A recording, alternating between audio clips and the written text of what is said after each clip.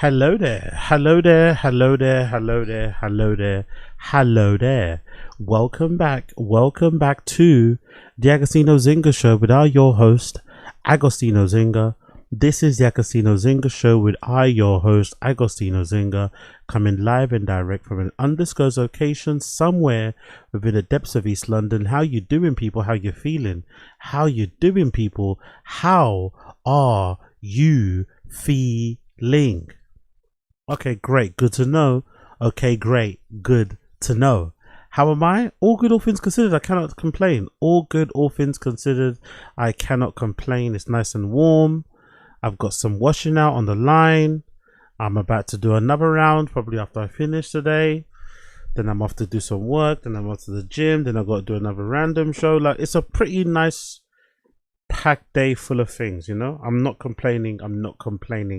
I am not complaining. Also, there's a World Cup on, so tuning in and watching random games is always fun, especially during the group stages when, you know, there's still a lot to play for. Not everything has been otherwise decided. There's still a bit of fun in the air. It's a bit loose, you know what I mean? Obviously, when England comes around, I get a bit nervy. When the old England games come around, I get a bit nervy.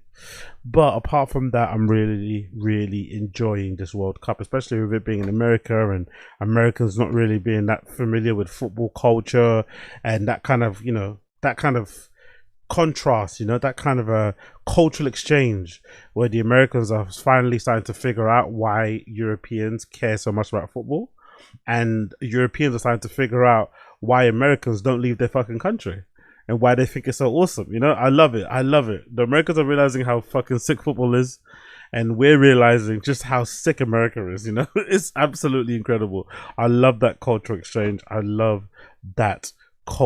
exchange. But there's been some mad news that's popped up on my timeline just as I was about to press record. Some absolutely insane news has popped up my timeline just as I was about to hit record, and it's legitimately left me flummoxed. Do you guys know who LV General is? LV General is one of the co-hosts on AFTV, Arsenal Fan TV. I would say he's one of the more popular ones on there. He's also an all-round kind of UK personality, and he, according to Bouncer, has been arrested and charged, according to Bouncer. Bouncer saying that he's been arrested and charged for something involving grape, which is really insane, because if you know anything about LV General, you would know that him and flipping Young Philly were close at one time, and Young Philly is currently in Australia fighting his grape charge. So it's pretty insane how these two guys who are former friends have both been charged with a similar type of crime. One guy in Australia, one guy allegedly here in the UK. And they're saying, to add insult to injury, to make this even more insane, they're alleging, or according to Bouncer anyway, because, you know, he tried not to say it, and in the end he kind of alluded to it. They're saying that he may have committed allegedly this crime after some sort of like Arsenal celebration because they won the league, because the alarm bell started to ring allegedly about him, because him being a super big, you know, Arsenal fan, he wasn't at the Arsenal parade for the league title. They had I think whenever their parade was, I think it might have been on a Sunday, I forgot when it was, but whenever their league title parade was in London, LV was nowhere to be found, and people found that a bit strange because, you know, he's a hardcore Arsenal fan. He fucking, you know, works for an Arsenal fan, you know, YouTube channel. And then, of course, it came out that entire time he was sitting in the cell fighting this grape charge, which allegedly he's now been charged with. Pretty insane, isn't it? How you have two former friends charged with the same alleged crime. Pretty insane. Here's Bouncer with some more. We got some breaking news, and look, I'm going to start off saying allegedly. I hate being the first to report news now. We got the boy LV General. So allegedly, LV General is currently in HMP Belmarsh. He is in prison and he has been charged with rape. Him and 2 to 3 others. He's been charged already. I don't know if that's true though, because it takes quite a while to get charged for stuff like this in the UK. It takes a while to them to charge you with like crime that involve like, you know, sexual abuse or sexual harassment, sexual assault. It's not that fast, unless I'm wrong. Usually it takes quite a while, which is why they say when you do get charged in this country, it probably means you did it. because they really, you know, dot their I's and cross their T's before they go ahead with it. But obviously that also means if you're a woman and you go through something like that, it's a pretty exhaustive process to get the person that you alleged to have done something to you to face the full brunt of the law. But let's see. It sounds pretty definitive from Bouncer so far. He's saying he's been charged and he's sitting in prison right now in Belmarsh. Crazy.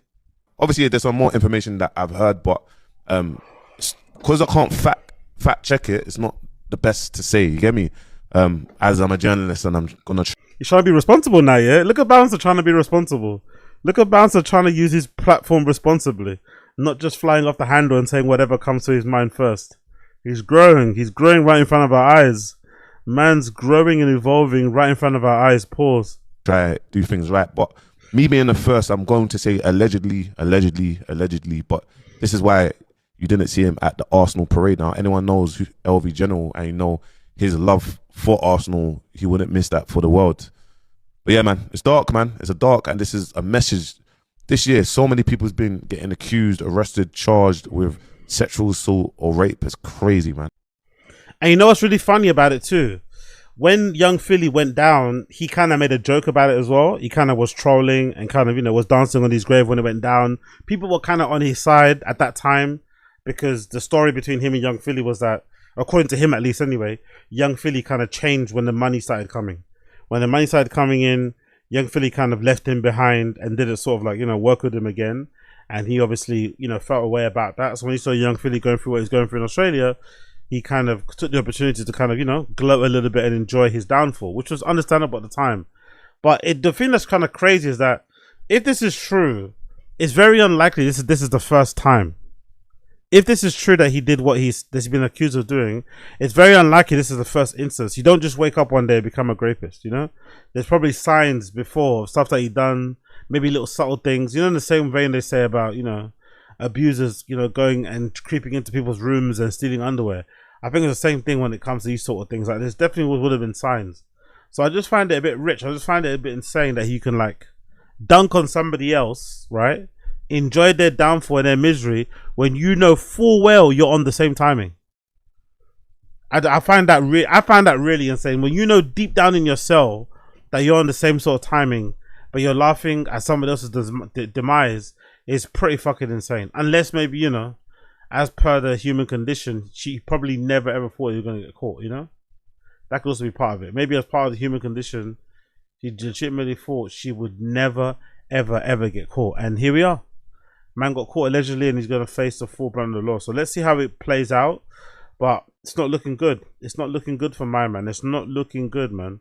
Getting wrapped up or something like that is kind of crazy. And even if you do bust case and you're able to, you know, get off on it, that sort of cloud doesn't like leave you, you know, getting accused of that, especially considering who he's connected with and his ex-friend, you know, this was going to follow him around type of thing. So it's just pretty flipping crazy, pretty flipping crazy, considering that LV is currently in prison now for that madness. Talking about madness, Achraf Hakimi. What am I talking about? Achraf, is it Achraf or Akram? No, it's Achraf Hakimi from PSG. The PSG star right back, captain of his Moroccan side, his Moroccan national team, is expected to stand trial for the grape charge that he got a while back. I'm sure some of you guys heard about this before. It came out, I think, a couple of years ago. It was kind of viral on football Twitter for a bit. Also because, if I'm not mistaken, around the same time, maybe as a consequence of the charge, he put all of his like wealth or whatever in his mum's name. So technically there's nothing, he doesn't actually own anything. So if anyone ever came after him, they wouldn't get much, you know? Maybe except for maybe future earnings or something. I'm not too sure, but he doesn't really have anything in his own name. But I'm not sure if that was because of this, but still, this was something that was on the timeline. It kind of disappeared. There was an accusation that the girl at the center of this was just trying to like make money, and it didn't really happen. But to have to stand trial for this, I don't know, man. To have to stand trial for this, I don't know. It's kind of looking a bit shaky, because if there wasn't a case, the prosecutor would have thrown this out for, do you know what I mean? For just, you know, there not being a case. But the fact that there is a case for it is making me think, oof, Is there some truth to this? Is there some truth to this? It's pretty fucking wild. And usually footballers sue, whether they're guilty or not, they don't usually go to trial for these type of cases. When they do go to trial, you have to imagine it's something serious and it's something that might be legit. You know, most footballers are able to kind of get these sort of things thrown out before. But the fact that he has to go to trial for this is like, oof. It's not looking good for Hakimi, not looking good. Let's read the article courtesy of the BBC. Moroccan captain Achraf Hakimi will stand trial for rape, prosecutors in France have confirmed. The woman accused the Paris Saint-Germain defender of raping her at his home in the French capital in 2023 when she was 24. The public prosecutor's office in Nanterre, western suburb of Paris, began a preliminary investigation in August 2023. An investigating judge ordered a rape trial in February 2026. French media report that Hakimi, 27, failed the recent appeal to have the trial dismissed. Ah, okay, so he wanted to have it dismissed, but he failed. I just assumed they were like dragging their feet because there wasn't much of a case. Huh. So there's always been a case. An investigating judge ordered a trial in February 2026, and French media report Hakimi failed in a recent appeal to the trial dismissed. Hakimi, who's set to lead his side out in the second World Cup fixture against Scotland on Friday, has consistently denied the accusations. Yeah, that'll be a good game, by the way. Has consistently denied the accusations. He said, the quote, "The justice system looked me in the eye and said, if you weren't famous, there would never have been a case," Hakimi wrote on social media on Friday. "I chose to remain silent for years. I believe that maintaining my dignity and being patient and trusting this justice system would allow me to right decision to be made. Today, a story that isn't mine is being told at the expense of my family, my life, and above all, the truth. I sometimes feel like I've become an easy target. I've been waiting for this trial since day one, and now I'm eagerly awaiting it. Finally, I'll be able to speak." Oh. He's coming out with some fighting words, man. You don't usually hear this from guys who have been accused of rape. He's coming out. This is the type of stuff that you would think you would sound like if you ever got accused of. Obviously, you don't want to get accused of something like that in the first place, right? But regular guys like me, you and I, or whoever else, you probably think to yourself, if you ever got accused of something like this and you know you didn't do it, you wouldn't do like most celebrities where you would go quiet. You wouldn't try and like gaslight. You know what I mean? You wouldn't do this sort of nonsense. You just defend yourself vigorously. You just defend yourself vigorously and sort of like, you know, confidently. So yeah, let's see how it plays out, because those are some really strong words from Hakimi there. Rachel Flore Pardo, the plaintiff's lawyer, said in a statement, by the way, her name doesn't get released too, by the way, which I think is a good touch, to be fair, considering the severity of the crime that's been alleged. The plaintiffs, but hopefully when it's over, if Hakimi's found not guilty, her name has to be released then, you know? You have to. Just to be fair.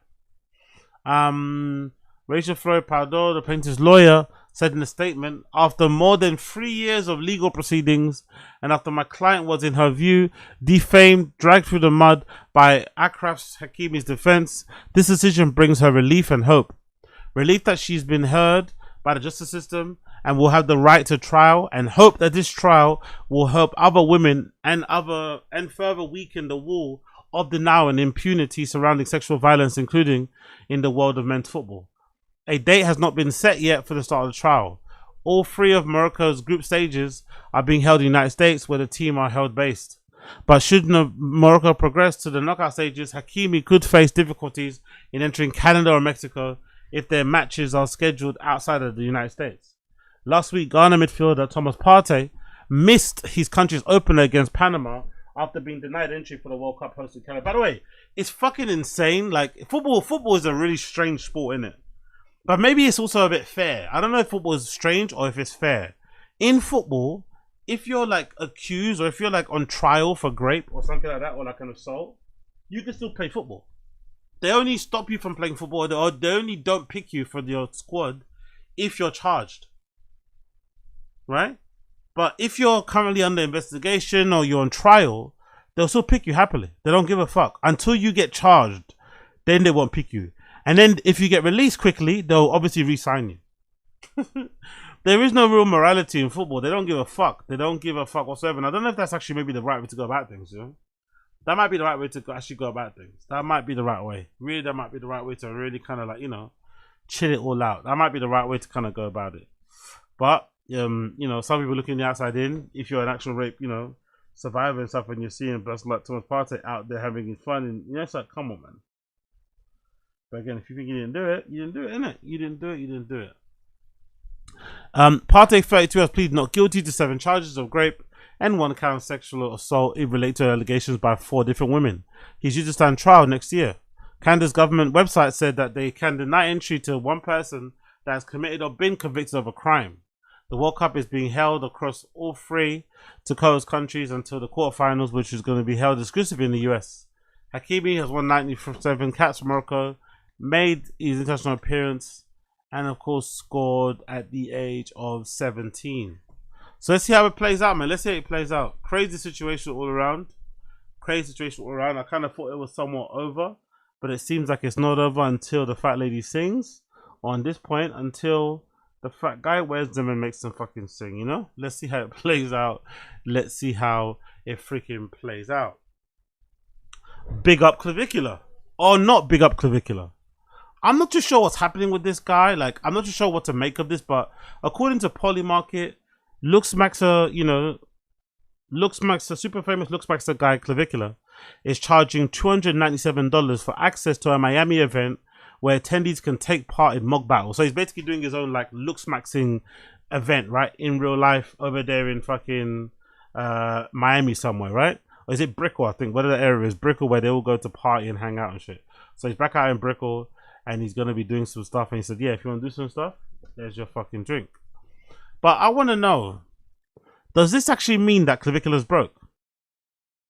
If he's charging nearly $300 for a general admission ticket to meet him in person and do this sort of like IRL sort of stuff, is this a sign that he's gone broke? Or is he just like, you know, stabilizing his craft and doing that shit? Now, what is going on? I'm really curious to know, like, what the hell is going on with Clavicular? Because I can't imagine him running out of money this quickly. Did he run out of money that quickly? I understand he's looking after a bunch of people. The Airbnbs he were in weren't cheap. The clubs he was going to weren't cheap. The drinks are not cheap. But surely he'd have enough money where he wouldn't need to do the whole seminar, courses, ebooks type of grift thing already. I would have thought that would have came a bit further down the line, but it seems kind of insane that he's having to do that to get money for the OnlyFans. You know, it's like, come on, man. Come on, you could do way better, you know? But hey, what can you do? It is what it is. It is what it is. Let's see what else we got here. On my shift as well. Yep, fair enough. It is what it is. Big up Zohran Mamdani, man. They always say perfect mayors don't exist, right? I think they lie. They always say people politics don't exist. I think they fucking lie, because I think most of us have fallen deeply in love with the New York mayor, Zohran Mamdani. And the really funny thing about this too is that on this particular clip I'm going to play you, where he's giving a speech during the parade for the New York Knicks in New York, you can definitely tell that fucking James Dolan doesn't like, you know, Harry Styles as much. He absolutely despises him, right? You know what I mean? He absolutely despises him. And, you know, the thing about Zohran Mamdani is really interesting is that according to the New York Knicks manager or the coach or the owner, he's not even an actual legit New York Knicks fan anyway. He's from another place. But it doesn't really matter because, you know, I'm here now. That's the most important thing. I'm here now. But yeah, but bigger Zohran Mamdani, an amazing speech during the celebration for the New York Knicks parade that happened the other day. A really rousing and amazing speech from a mayor that's kind of showing every mayor around the world just how simple it is to get the right things done. And also just reminding us, like, maybe we do need politicians or members of the government, members of part, whatever it may be, who are maybe a little bit young and have an energy and the vive, whatever, the verve to get things done and to change things for the better. Maybe that's what we need, actually. Maybe we don't need these old, you know, geriatric type politicians and people in government making decisions for us and our future that they're not going to fucking live. Maybe we do need younger people who have energy, who have ideas, who have enthusiasm, who actually want to do the fucking job. That's what we maybe need. That's what we maybe need, because this guy is something else, man. He sounds like a fucking preacher on here. He sounds like a fucking televangelist. Big up Zohran Mamdani. You want to run through a wall through this guy, for this guy, you know what I mean? You want to run through a wall for this guy. Big up Mamdani. He's a legend. My fellow New Yorkers, for 53 long years we have watched and we have waited.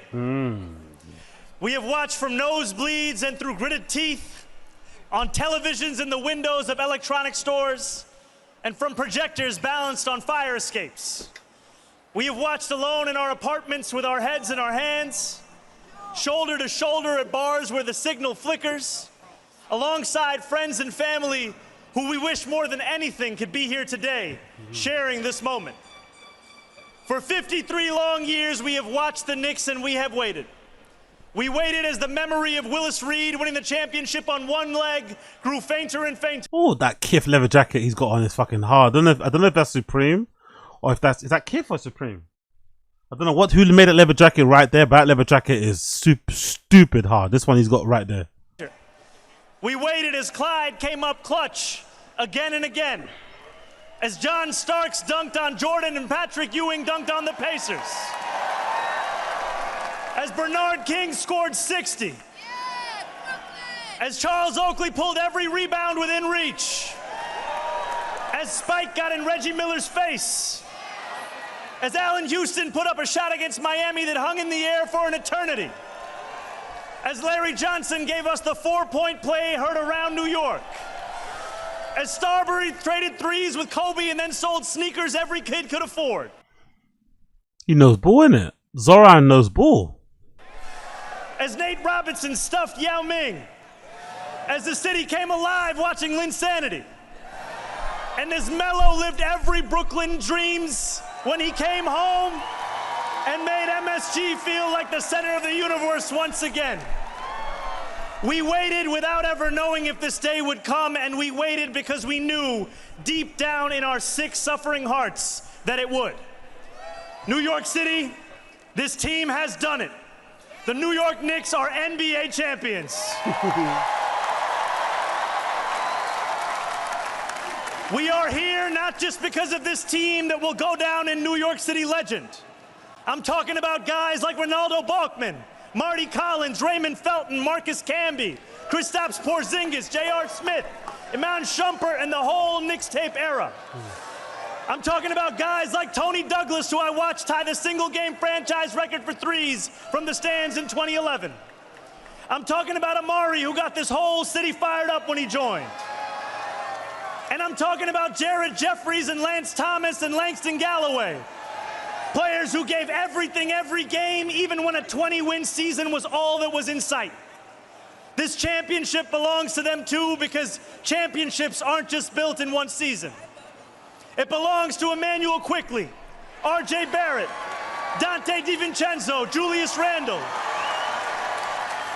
And also to a coach who helped lay the groundwork, Tom Thibodeau.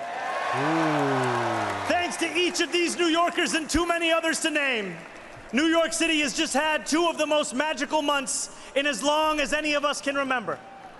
Over these past weeks, as the Knicks kept winning, our city has come together as one. Neighbors invited neighbors over. Strangers high-fived one another in the street. Subway conductors sang their announcements and bus drivers danced behind the wheel. So often when this city comes together, it is because we are forced to, by a moment of tragedy or adversity. What a gift it is to be brought together by pure, unfiltered joy. Love to hear it, love to hear it, love to hear it. For as long as we live, we will remember this feeling of a city together, a city alive, a city overcome by happiness. But let's not pretend that this was inevitable. If you will allow me, I want to travel back in time 8 days. Game 4. 9 minutes and 33 seconds left in the fourth quarter. The Knicks are down 20. The analytics guys, the sports betting companies, the pundits who watch from far away, they do what they do. They run the numbers. They calculate the odds. They write the Knicks off. They give the Spurs a 99.6% chance of winning the game. This is the best bit of the speech, bro. This is the best bit of the speech. I fucking love this bit. A 99.6% chance of tying up the series 2-2, of reclaiming the momentum with the next game in San Antonio. A 99.6% chance of silencing the Garden, of another year of watching and waiting. But there is one thing that the pundits just don't get about this team, that they just don't get about this city. It is in that 0.4% that we go to work. It is that 0.4% is where we go to work. God damn. Bars. It's in that 0.4% that Jalen Brunson, the same guy that so many said was too small, proves that not only is he good enough, he is the new standard for greatness. It is in that 0.4% that OG Anunoby watches the ball float from the top of the arc and start running toward the basket, fingers reaching towards the heavens. It is in that 0.4% that Karl Anthony Towns finds the strength to mourn his mother and still pull in rebound after rebound, make block after block. It is in that 0.4% that Jose Alvarado shows every kid growing up in public housing that a son of Brooklyn and Queens can win for every one of the 5 boroughs. It is in that 0.4% that Mitch breaks his finger before game 1 and says, go get the tape. Woo! It's in that 0.4% that Josh Hart gets rebounds that break teams, that McCall Bridges proves he was worth every single draft pick, that Landry Shamet pulls up from downtown,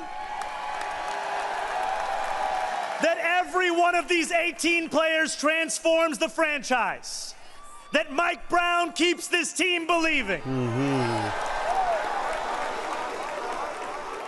Most of all, it's in that 0.4% that the Knicks do what New Yorkers have always done when we are told something is impossible. We find a way. We win. Standing here before what feels like the entire city. Look at James Dolan hating. Look at the owner of the Knicks, James Dolan, hating. He's got his head down. He's not zero expression. He fucking hates Mamdani, man. He hates him. But that's the funny thing is that everyone hates James Dolan. They say he's a terrible owner and shit, right? And it got me thinking as well, like, I don't ever think United are ever going to win the league again with the Glazers as owners, right? With the Glazers as owners, I don't think we're ever going to win the league. I think to win the league, you have to have like synergy from the top to the bottom of your club. And at the moment, we don't. At the top of our club, the owners, they only care about money. They only care about dividends. They don't give a fuck about us winning trophies. They know United's never going to... They know most likely we're never going to get relegated. But we're always going to be just be like there or thereabouts, right? We're going to be like just meh. But they're not going to invest any money to get us to win trophies. They don't care about greatness. They don't care about trophies. They don't care about moments. They don't care about legacy. None of that. So they're going to keep pulling out dividends, using us as a fucking literal, you know, ATM, right? Using us as a fucking cash point. But there's also a possibility that we could scum a league title the same way Arsenal did, right? They kind of scummed the league title, playing horrible football. If Arsenal can win the league, they kind of showed, I think, everyone that they can win the league, right? Play that type of brand of football. So I was thinking to myself, if we do win the Premier League, if my beloved Manchester United does win the Premier League with the Glazers as owners, I don't think I could enjoy it, you know? I'm not going to lie. I don't think I could enjoy it. I don't think I could enjoy fully a league title at Man United with the Glazers as owners, seeing one of those fucking vermin, you know, cockroach Glazer guys on the stage with their fucking greasy balding ponytail and their fucking bubbly red skin. I mean, I couldn't do it. It wouldn't sit right seeing them enjoying that glory. They don't deserve it. That's why I want them to sell the club. That's why I want the Glazers to sell fully and get the fuck out of the club, because that's why we can all kind of fall back in love with the club. We can all start wearing the jersey, because even if wearing the jersey feels a bit wrong, because it's in part like you're giving the Glazers money. You don't want to even... I mean, it's just all weird. So I wonder if you're a Knicks fan, do you feel conflicted? Because you've got James Dolan as an owner who seems to be kind of against, you know, one of your mayors who seems to be doing great things for the fucking city. And just generally, he's a bit of a shitty mayor, isn't it? Like, no, he's a bit of a shitty owner. I wonder if the Knicks fans care. Or is a championship just that good that you don't give a fuck about the owner? Fuck the owner and fuck who he's upset with. We got the fucking NBA championship. I wonder. But yeah, I don't think I could enjoy the United win if we had the Glazers owners. I really don't think I could do it. There is a Jalen Brunson quote I can't stop thinking about. I'm gonna tell you. You are allowed to think about the worst possible scenario, but you gotta go out there and do something about it. Yes, I love it. I love it. When Jalen Brunson took that pay cut, my friends, that was doing something about it. Woo. Time after time, we thought about the worst possible scenario. And time after time, the Knicks went out there and did something about it. The Knicks did not just win for New York City. They won like New York City. What is New York if not your back up against the wall? A dream that feels just out of reach. A rent payment you don't know how you'll ever make. What is New York if not 99.6% of the world stacked against you? And who are New Yorkers if not people who hear those odds and smile? Who look at a 0.4% chance of success and ask, why are you giving me a head start? This is our city. This is our team. For 53 years we watched. For 53 years we waited. Now we've won. Amazing. Amazing. One last time, New York, say it with me. Knicks in. Knicks in. Knicks in. Honestly. So much. This guy's he's like a fucking preacher, bro. He's like a fucking preacher. He's like a fucking preacher, man. What the fuck is going on? You know what it reminds me of a little bit? You know what it reminds me of a little bit? You know what it reminds me of? Do you know when have you ever been at work one time? Have you ever been working at a job and you're going through the motions? You and your team are going, not just you and the team, maybe the whole company is going through the motions. Then you hire a couple people to your team, or you hire a couple people in the company, but they come in with the intention of doing a good job because they have dreams, they have aspirations. Maybe this person's like a recent graduate and they're coming to do the job that they actually studied for. So they come in with a level of like determination and energy and vigor and vitality and passion that just makes you feel like, oh, so that's how you meant to do the job, you know? They kind of remind you, no, this is like, it's a job, but you also kind of like have to do it well. And I think that's what he's showing all the mayors around the world. All the mayors of all the major cities around the world who are going through the motions, who are just doing the bare minimum because, you know, it's a major city, whether it's Barcelona, whether it's London, whether it's fucking Amsterdam, whether it's Madrid, whether it's Paris, well, every mayor in every major city in the Western world who's just going through the motions because you can. Because you're the mayor of Paris. Of course, it'll be okay. You don't need to do that much. You cut the odd ribbon here and there at a park. Do you know what I mean? You give the old talk here and there about sanitation and shit. It's not that deep. But he's doing the extra bit. He's doing the thing that you would do if this was your calling. If this is a job that you always wanted and you finally got it. You're going to give it your fucking all. It's not just going to be a job to you. It's going to be your fucking whole life. And he's reminding people, oh, that's what a politician could look like. That's what somebody in government could look like if they actually cared. If they actually cared about the people that they're serving. And it's been a stark reminder to see. But also, I don't know. I just can't imagine how great it must be living in New York right now. With him as mayor, New York Knicks winning, the sun's out and shit. It must be such a good time. There's going to come hard times, don't get me wrong. It's not all going to be a fucking bed of roses. But right now, with the only thing that's bad about New York, I think, right now is the rent.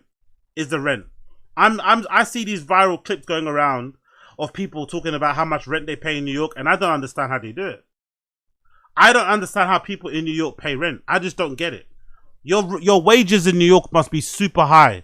The wages in New York must be so fucking high to allow people to fucking pay rent, because I'm seeing that the regular price of rent is like what, £2,000 to £4,000, I think, from what I've been seeing. I think the regular price of rent that I've seen is like $2,000 to $4,000. I think so. $2,000 to $4,000 is like a regular price that I'm seeing of people who are paying rent in New York.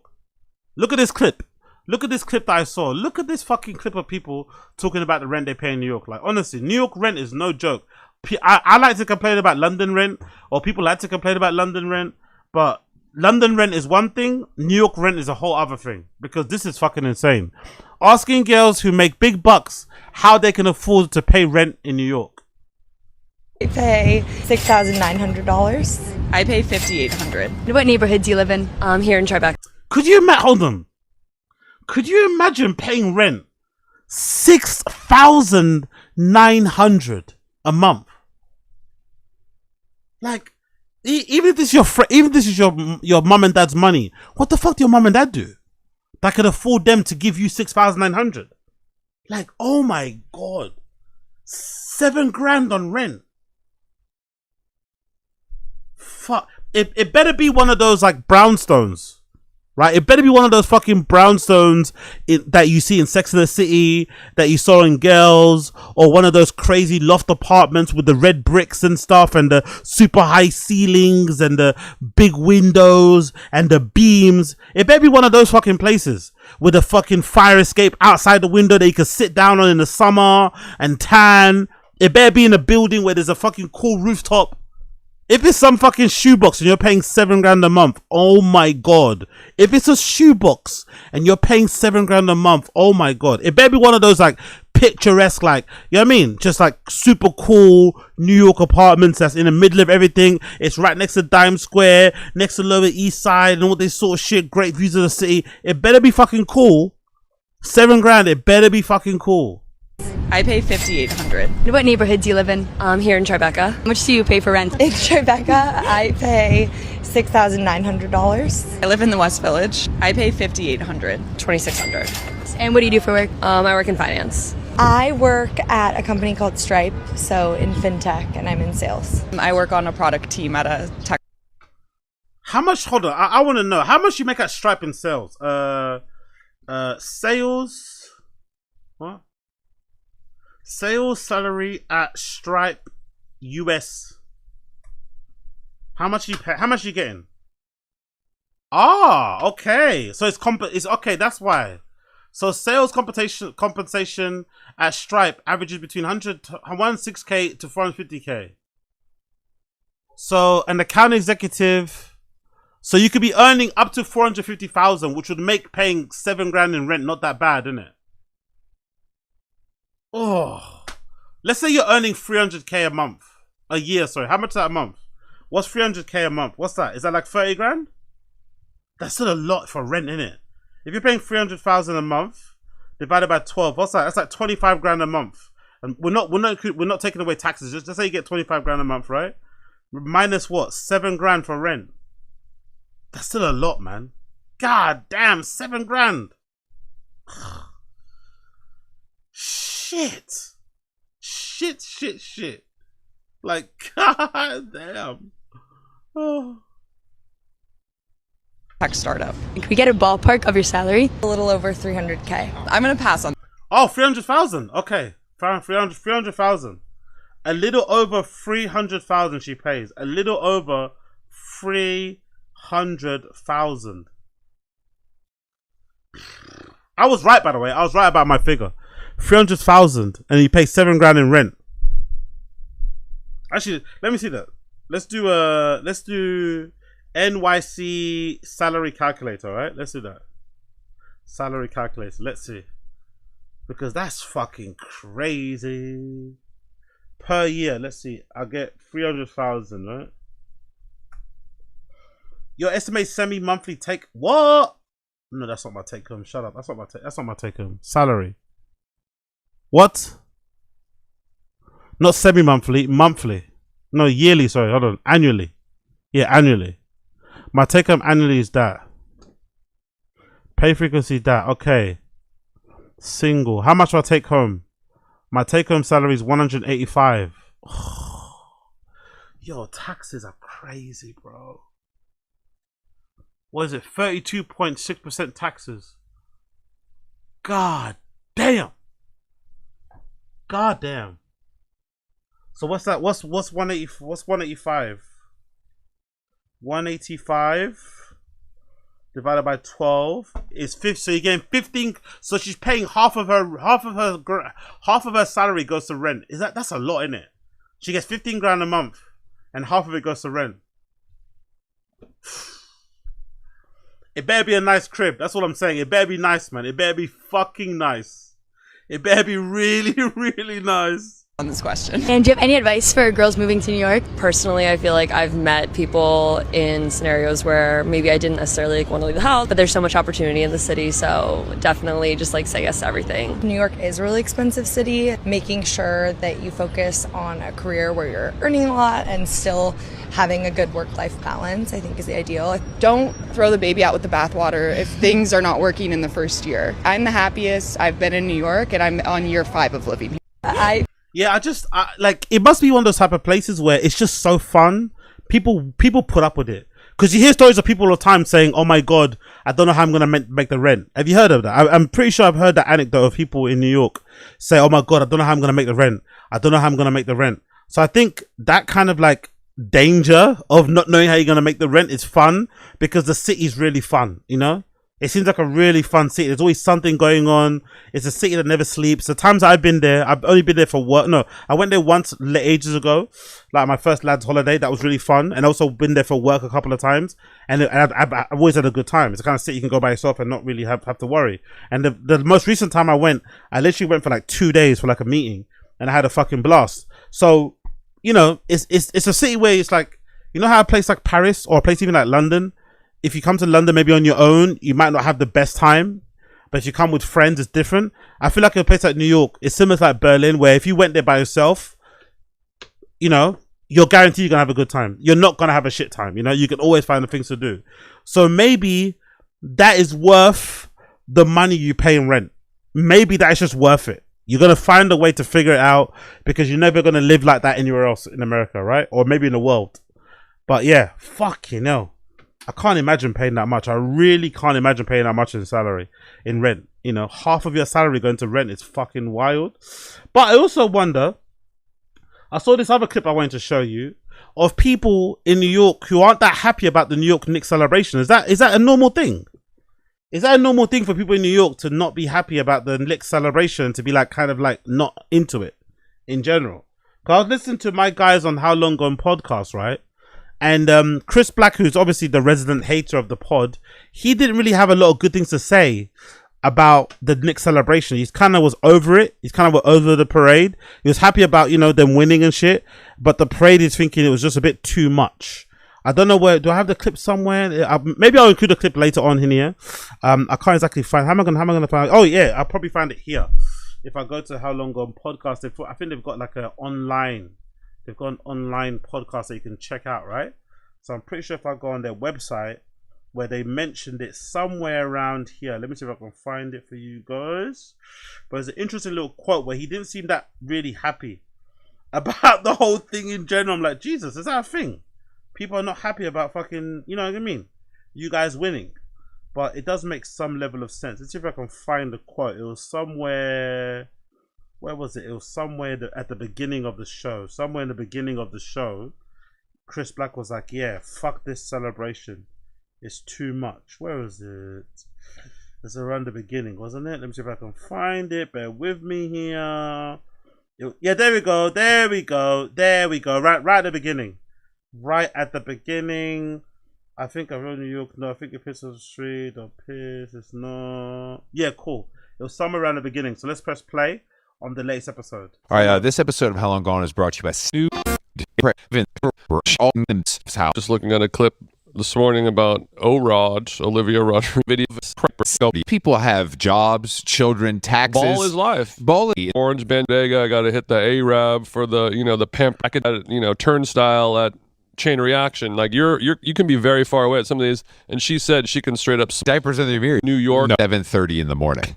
I think they'll piss. Yeah, on the street. if you got the blue and orange bandana wrapped around the bottle of Cavassier, you are pulling your dick out and pissing anywhere on the street. You're not gonna do no diaper shit. I can't stress enough also that it was like I was walking at the gym at 7:30 in the morning. Like this is early. This is not. You know what I mean? This is early in the morning. No, they were partying.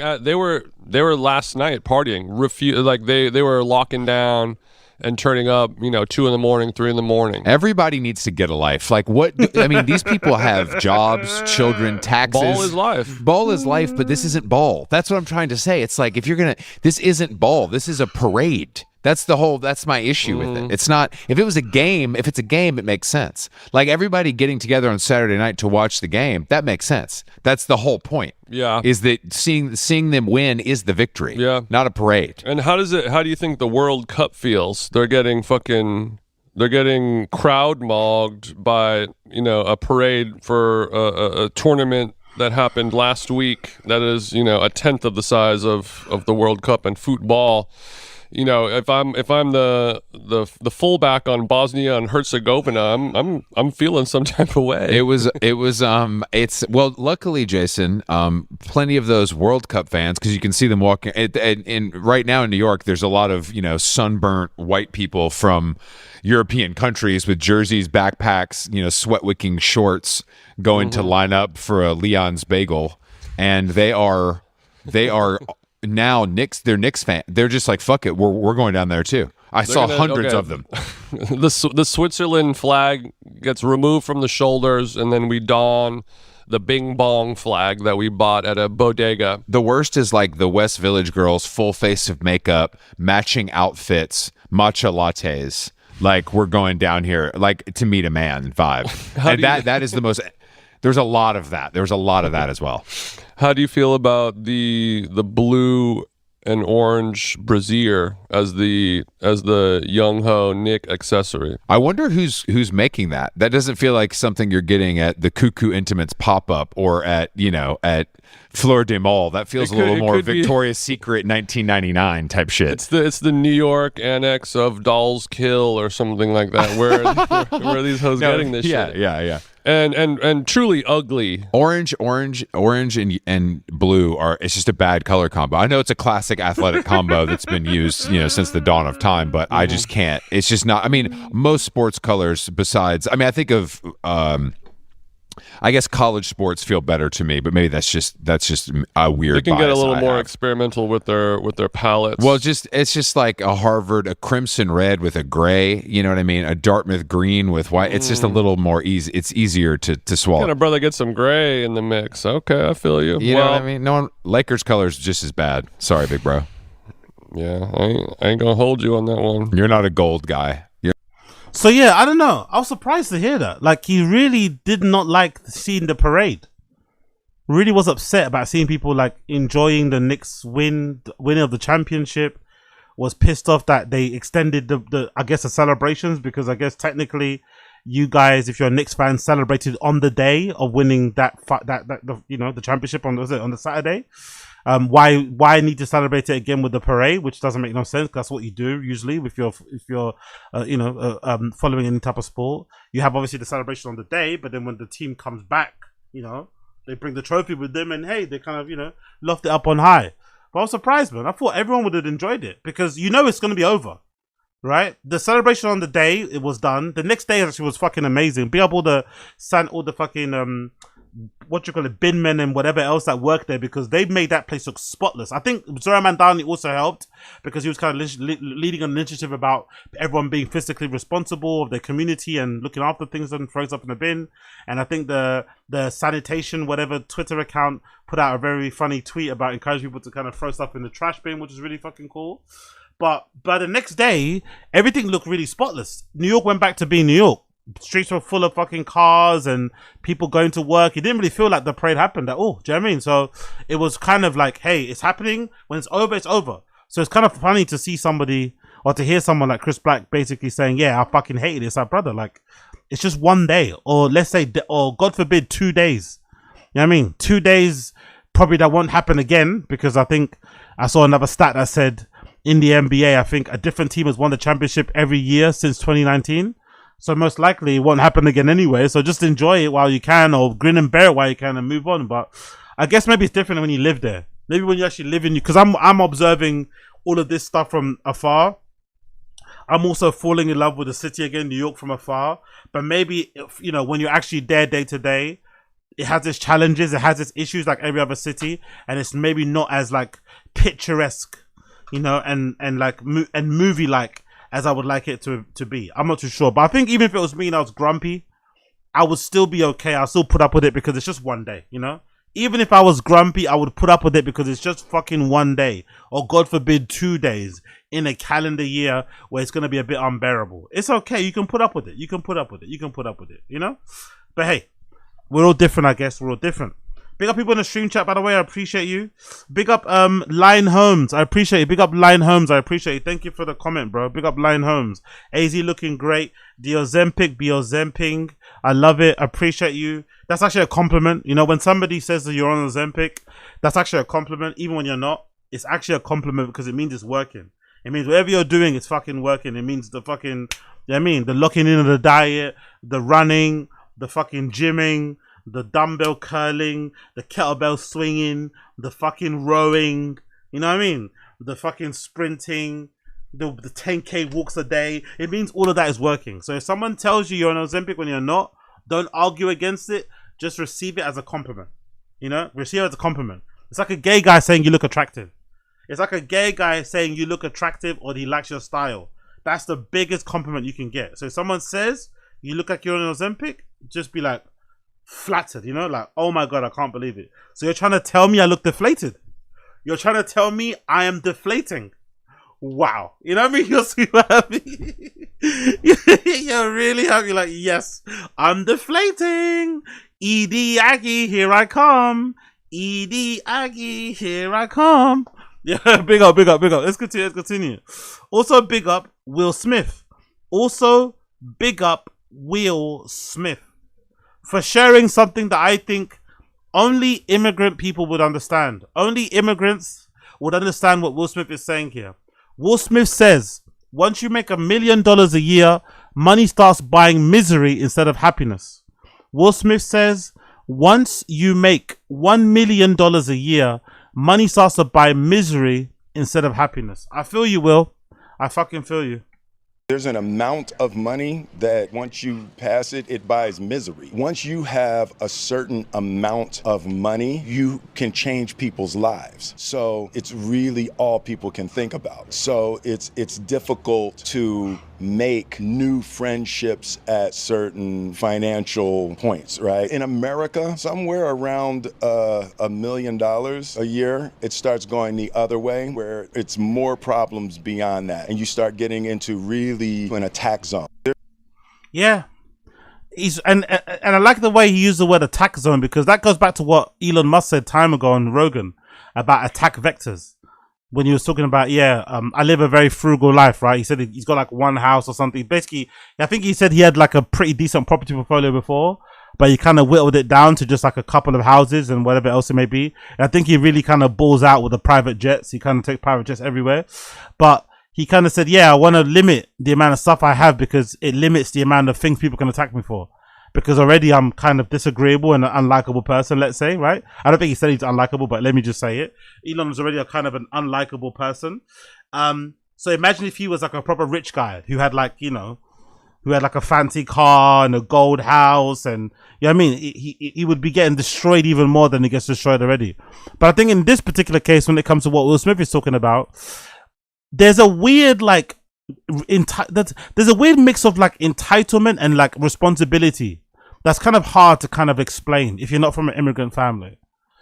Because coming from an immigrant family, you sometimes are the only one. Like if you make it, you're maybe the only one in your family who's been able to make it. And I don't mean make it in terms of, oh, you're a millionaire. Make it in terms of you're just doing this thing that you want to do. You're living life on your own terms. Most of the time, you might be the only person, which is really sad, to be fair. You might be the only person that's not working a dead-end job in your family. You might be the only person that's doing something that you're actually passionate about, doing something that you maybe studied for, doing something that you actually care about. So because of that, most likely, if you're doing that sort of thing and you do it long enough, you're going to make some decent money. Now, if you're even fortunate, you're going to be able to make some really good money if you're if you're working in the entertainment industry, if you've got your own business, blah, blah, blah, blah. And because of that, and because you grew up very, very modest, or you grew up downright poor like I did, right? On the fucking depths of poverty, you sometimes feel like you have a responsibility to look after everybody because you're the one that made it. You feel like, okay, cool. Because I'm the one that made it, I'm the one that went out and foraged the food, or I'm the one that went out and hunted, I owe it now to kind of feed the whole village. But usually the best thing to do is maybe to, go back to the village, share what you can, your spoils, but then take some people with you and show them how they can hunt themselves so that everyone can get fed, so you're not just relying on you. But it's easier said than done, especially when the money's coming really fast and easy at the beginning, I'd imagine. But then over time, you start to think, hold on, like, I'm also working hard for this, you know? This is also my job. Why should you feel entitled to just take? But, you know, try and say no to somebody that happens to be a family member of yours or extended family member of yours when you've got a lot of money, when you're doing well for yourself. You're also going to feel like shit. It's going to feel impossible to do. And for whatever reason, the families don't make it easy because they have their sob stories. They have their pain points. You know it because you've been there. You've been to their cribs. You know their families. You know what they're talking about isn't not true. So you're going to feel somewhat responsible. It's fucking hard, man. It really is hard to deal with. Like, I would imagine like a lot of people who grew up in immigrant families, that's probably the hardest thing you have to deal with when you make it. How do you figure out what to do when it comes to money? I heard some guy, what's his name? Something Teague. He's a basketball player. Big up Teague. I forgot his name. He's on a basketball podcast with his 3 other friends or something. Right? It's really funny. I forgot his name. I think is it Jeff Teague? I think it might be Jeff Teague. He said on a podcast recently that the way that he deals with it, if I'm not mistaken, he deals with it by he gives everyone a house. I think he said he gave everyone in his immediate family a house and said, yeah, like, that's it. Nothing else. If you don't, like, whatever house you need, I got it. But there's nothing else. I think it might be the clip. I think this is the clip, yeah.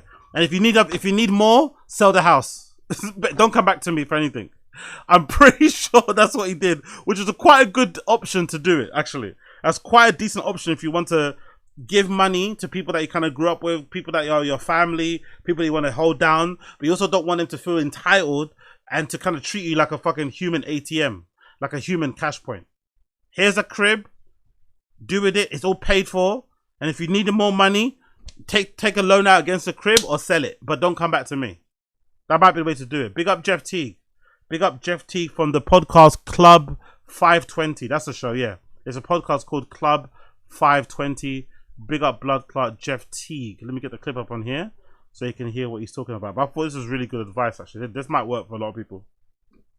Well, the only reason I fuck with AB, and not saying obviously he a cool nigga, but one day when we went to, not to tell his business, but we went to eat. This is when he had money and millions and all that stuff. Yeah. And niggas was just, he had a team with him.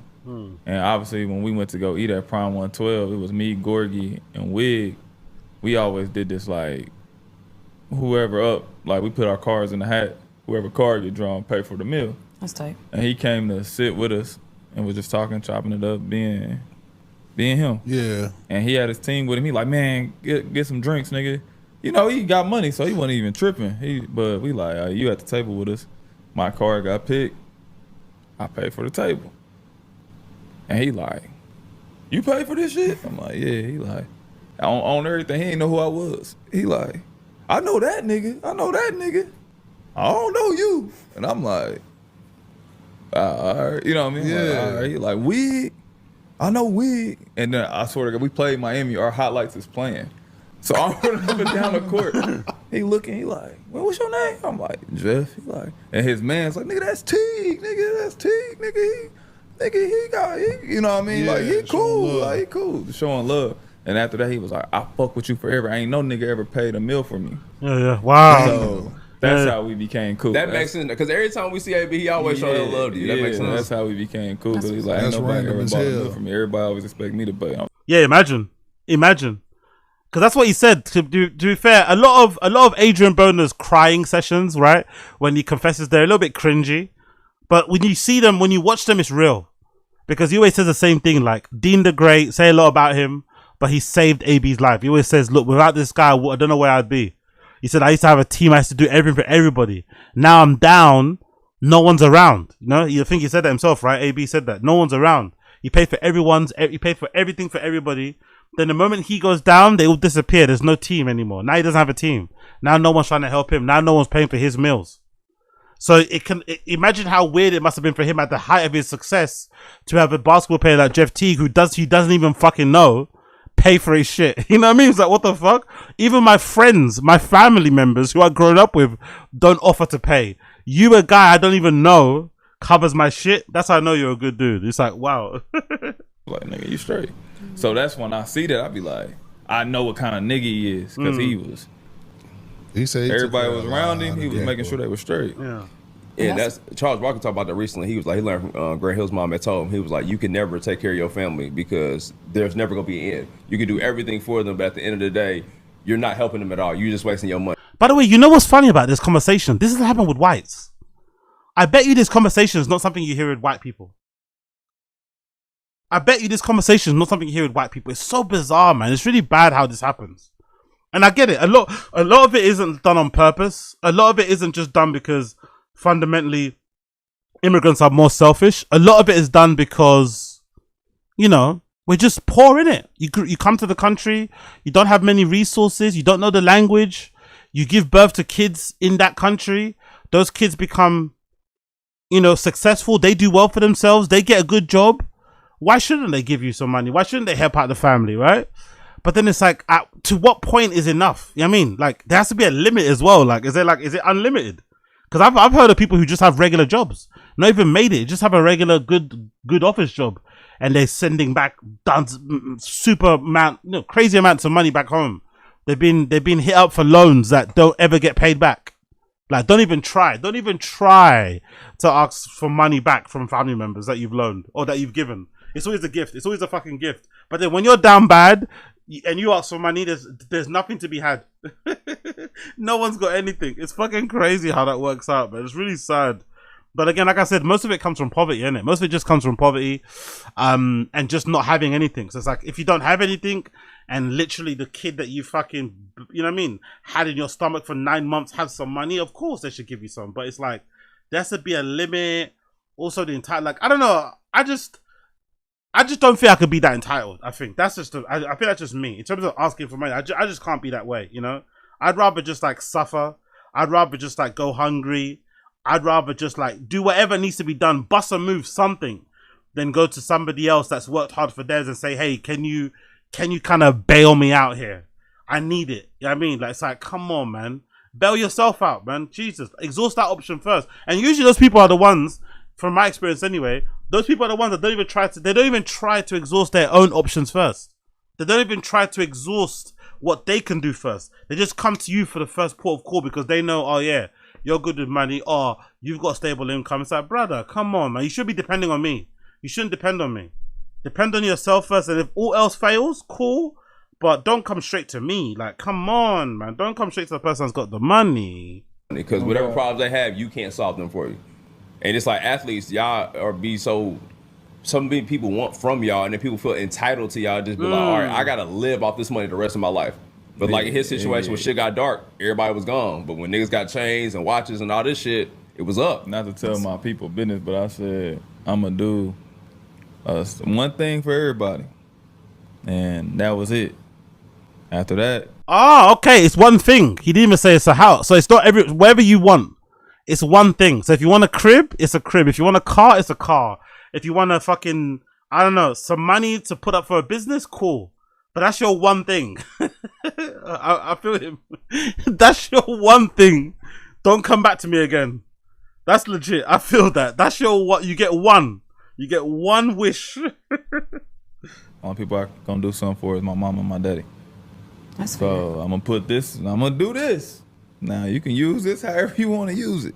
Yeah. After that, I'm good. And you gotta be grateful, boy.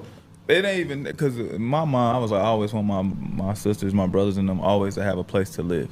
Yeah. Oh yeah, you know what I mean. So it's like I'm gonna buy this. I'm gonna do whatever that is. And then when you sell it, you do whatever you want with it. That's on you. Money gone. I'm gone. Yeah. Shit gone, cuz. How many of y'all is it?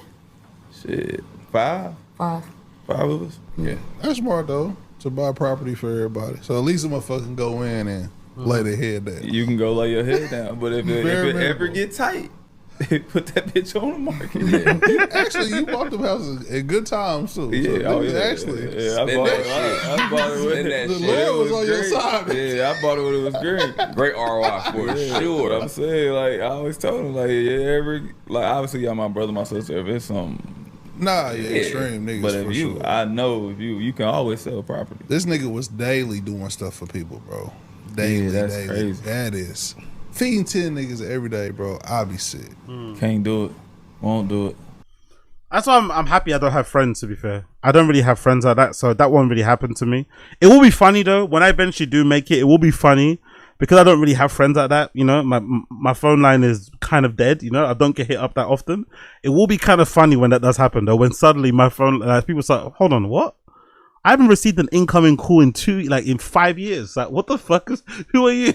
That will be kind of funny, and I will laugh. I will literally laugh, you know, and just hang up.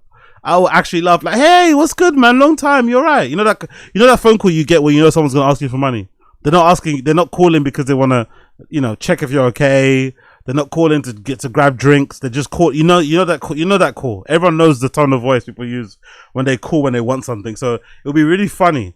The guy that doesn't get any DMs, the guy that gets no fucking SMSs, I get no calls, I get no WhatsApp. You know what I mean? I don't get anyone hitting me up for jack shit because, you know, I keep myself to myself and I don't talk to people.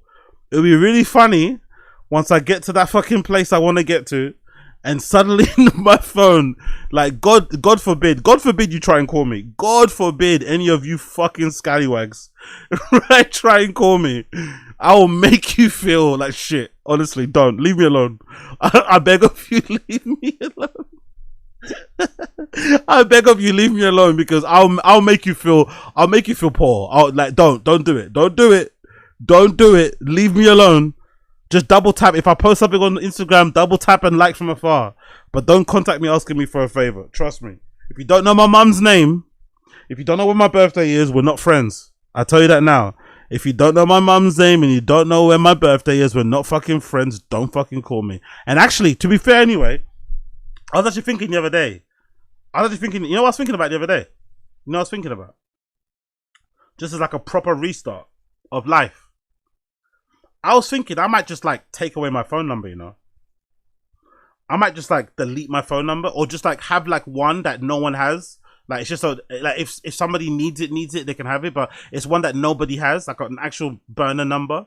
But the only way you can contact me would be like email or DMs. I might do that. I might just not have a phone number going forward. So that kind of direct access is like, I mean, it's never there. That might actually be a thing. I'm on that kind of tip. I'm on that kind of like seclusion. Like, hey, no one has access to me anymore. Like, you don't fucking know me. I don't fucking know you. Don't care. Just leave me alone. You know what I mean? Let me do my thing. You do your thing. But like, let's not do this whole like, long time, man. Anyway, just wondering. I need a loan of 20K. Like, do you know what I mean? Suck my dick. Suck my dick.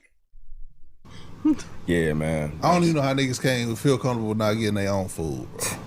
I just always feel like in them situations, maybe if y'all shouldn't all work together, but have a plan and be working towards something. Like, don't just be the person living off the moment, because when the moment gone, what you got?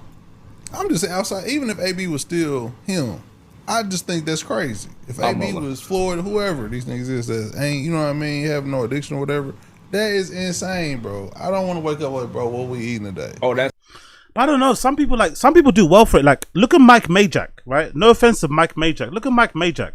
Mike Majak's made a very successful career out of himself out of just being Logan Paul's friend, essentially. Yes, I know he's got his own talents with marketing and social media and bloody blah, blah, blah. But Mike Majak has become a multi-millionaire, basically, from just being Logan's best friend, Logan's confidant. And they met recently. No, sorry, recently. But they're not like friends from like childhood. I think Mike Majak shared that he became friends with Logan Paul because the marketing company he used to work for, they took on Logan Paul as a client. And his company was like, oh, Mike, you're the youngest one here at the time, right? Do you know this Logan Paul guy? Why don't you handle the account? And they got close because, you know, they were working at the company together and stuff. So they're like, you know, I don't know. They're like adult best friends sort of thing. And he got really, I think there is a utility to being like a part of the team and not trying to be a star. So just being like a hanger-on of like an Adrian Broner, because probably is a good life. You go to all the clubs, you get all the fucking leftover girls that he doesn't want. You might get a chain. You might fly private from time to time. It's not a bad lifestyle. Personally, I wouldn't want it. I want to earn my, like this guy in the middle said, I would want to earn my own bread. I want to make my own way. But being a hanger-on isn't that bad, you know? Like, you can be a hanger-on that just hangs on, or you could be a hanger-on that elevates like a Mike Majak, and you've got your own thing going on. It's not that bad, actually. It's not that bad of a career. That's nasty. Oh, no. God damn. That's tough. But I there's a know lot you of people hungry. that do that, though. A lot of athletes, they feel like they're the savior of their hood. Yeah, I never wanted to save anything. You say, I was never gonna leave the hood. I'm being dead ass serious. Because I used to think like, nigga, I worked this hard my whole life. And I used to look at people and be like, nigga, we had the same everything. So like, obviously I had my mom and my dad. So I ain't gonna say everybody had the same. Some people don't be having their parents. Yeah. Different journeys or whatever. But I'm like, you had the same amount of time to do whatever I did. Right. Nah, I don't think that's fair. You're a basketball player. That's a talent. You know what I mean? I think maybe feeling like you had the time to do your own thing in your own way, cool. But not say you had a time. Not everyone could have been a basketball player. Do you know what I mean? Sometimes it's luck. Sometimes it's timing. You know what I mean? You can't go around saying, I'm going to be on my own thing because you could have been a basketball player too. I figured it out. You should have figured it out. It's like, come on now. Like, that's not fair. I think the fair thing to say is that you could have figured out something to do, which is the thing. Most people that ask people for money don't have anything going on. You know what I mean? They're just like sitting around waiting for someone to give them a handout. That's a bit fucked up. So I ain't never really respect that. When niggas be like, you got it a little easier than me. Maybe. My mom and dad, they put me in situations that was probably better than a lot of people. But you had the same type of, because I used to be, like, if I was around you, you could have did the same shit I was doing. True. But again, niggas are gifted differently. I could be around you every day. Yeah. It could be different. Yeah, but what I'm saying is, it's like how you apply yourself to certain shit. Yeah. Like, you might not be a pro athlete, but you could have applied yourself or took whatever you seen me doing, you could have applied it to whatever you wanted to be good at. I just wanted you to break that down. So Okay. Now he's making sense. Because at first I thought he was thinking, if you were around me playing basketball, you could have made it too. It's like, come on now. That's not fair. Basketball is super hard to make it in general, especially with the physiology and shit, right? And just, luck, professional sports. But what he's trying to say is that his athlete mindset, how he was grinding in the hood, how he was like sacrificing, not going to certain things and doing this, keeping his head down. If you were around him, you should have taken that same work ethic and applied it, and maybe you would have been a success in your field. Okay, that's fair. But I still don't think that's reason not to give people money. Just not give them money is just like, yeah, because you should be doing your own thing. You know what I mean? Not because I work. No, I don't think everyone should have like a grind hustle mindset. You don't need to. But I just think it's really almost disrespectful, entitled, presumptuous to just be like, oh, because this person figured it out, they can save me. Nah, save yourself. Do you know what I mean? Save yourself in whatever way you have to save yourself, but thinking that another man should save you because they figured it out is insane. Insane. I ain't saying you got. Everybody could have been an all-star. Nah, yeah. I'm not saying everybody. Don't be stupid now. You could have been an all-star in whatever you was pursuing. There it is. That's a fact. Because if I seen somebody working hard, like even when I seen y'all with the pod, with y'all, when y'all had y'all pod together, and I could see how y'all worked on y'all pod. Like, yeah, if I'm gonna start a pod, I'm gonna try to follow what they did. You know what I mean? Like they had some success. It was working. Why wouldn't I try to follow that? Yeah. Like, so if I see somebody having some success and doing something like Mike got real estate, this dude doing that, whatever, I'm gonna probably follow that plan. I ain't gonna be like for sure that nigga working hard. I'm gonna chill and it's. Yeah, that's fair. Now I fully understand what he's trying to say. That makes a lot more sense. But yeah, it's still difficult, man. It's still difficult. This immigrant mentality life is fucking hard. Another example actually why it's hard, actually, if I just remember just now, is this episode with fucking Eddie Huang. Big up Eddie Huang on fucking How Long Gone. That was a really good episode too, by the way. Eddie Huang. Wow. Let's see if let's go on the YouTube. It should be available on the fucking YouTube. That was a really good episode where he kind of spoke about it as well.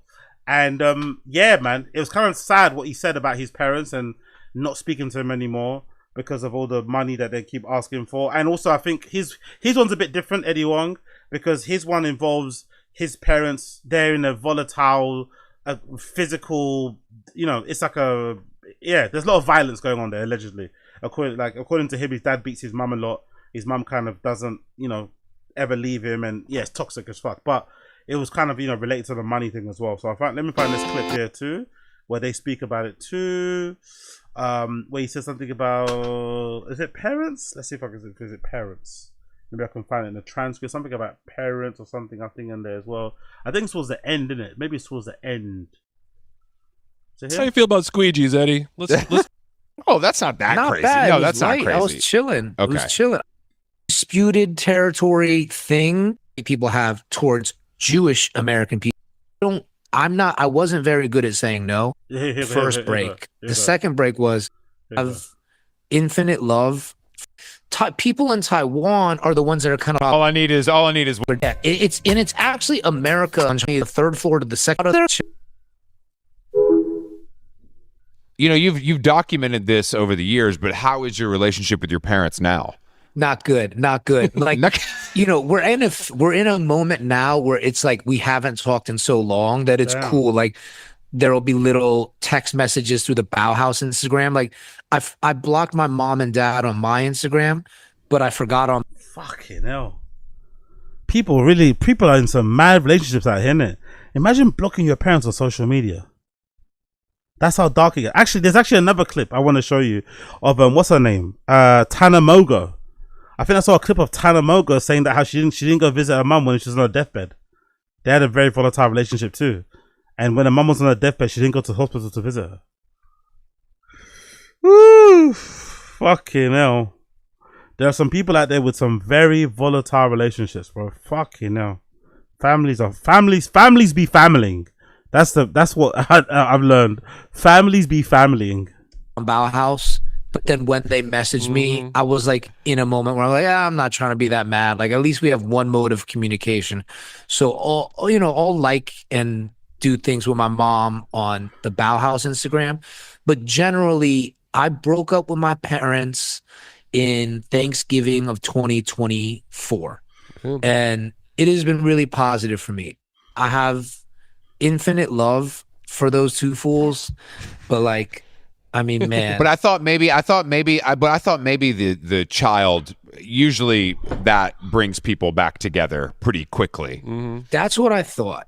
And I actually bought my parents a crib, like one of those architecturally significant Eichler cribs in 2023, just to get I bought it in 2022 just to get my parents to move back because Natasha, I knew we were going to have a kid.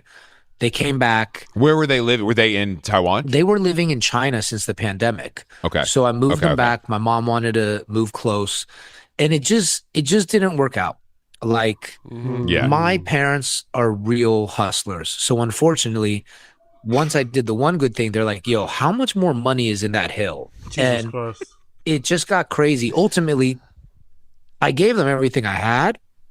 I ended up in like financial ruin, and even still, I still talk to them. They still came over to the house. So hold on. So you're saying that you basically did a nice gesture. They couldn't let that be, and then you couldn't resist the pressure. Basically, you like gave in to the pressure and did things financially that were not sound for yourself to benefit them. Yeah, and it really hurt me and my family, and I wasn't able to like maintain my parents' standard of living. They were just like, yo, so you got us now. And I was like, yeah, I got you. I did the mortgage, I did the water, the electricity, internet, like everything. You know, like it got down to like the Mountain Valley spring water I was paying for. Like, Jesus Christ, man.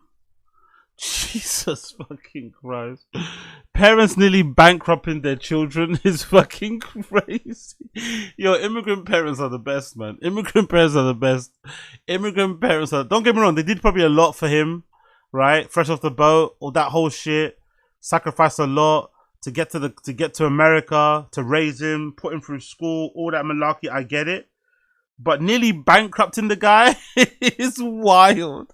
Especially when he's just had a kid, right? He just recently got married. He's just had a kid himself. He's got his own bills to worry about. But it's like, you know what I mean? It's one thing getting the crib, but what? Like, he has to pay for bottles of water. Like, what? Honestly, growing up in an immigrant household and making it is a blessing and a curse, man. It's a blessing and a fucking curse. Everything.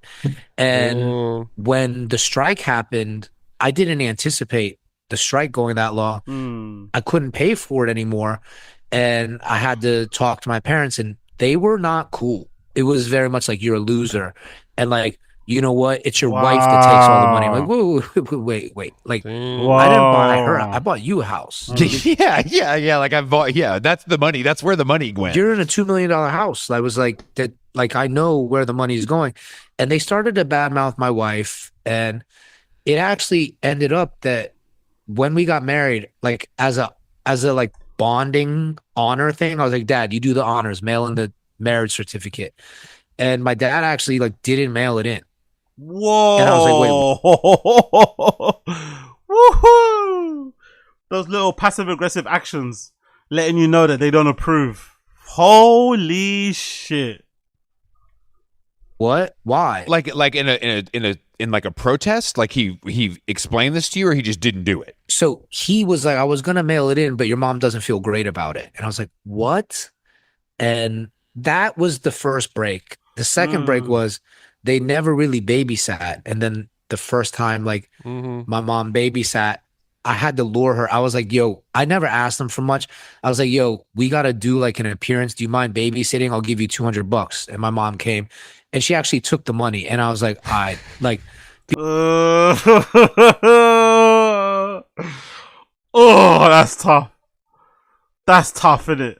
I'd imagine if you've got a kid and you want your parents to babysit, I don't know, usually they'll be super happy to babysit anyway, right? You'd imagine usually most of the time your parents would be, especially if you have a kid late in life, right? I think because Eddie Huang had his kid recently. So he's kind of an older guy, right? So you finally have a child. You finally given them a grandchild, right? Usually your parents would be really happy to look after the kid. Regardless if they're not really down with the person that you've got hooked up with.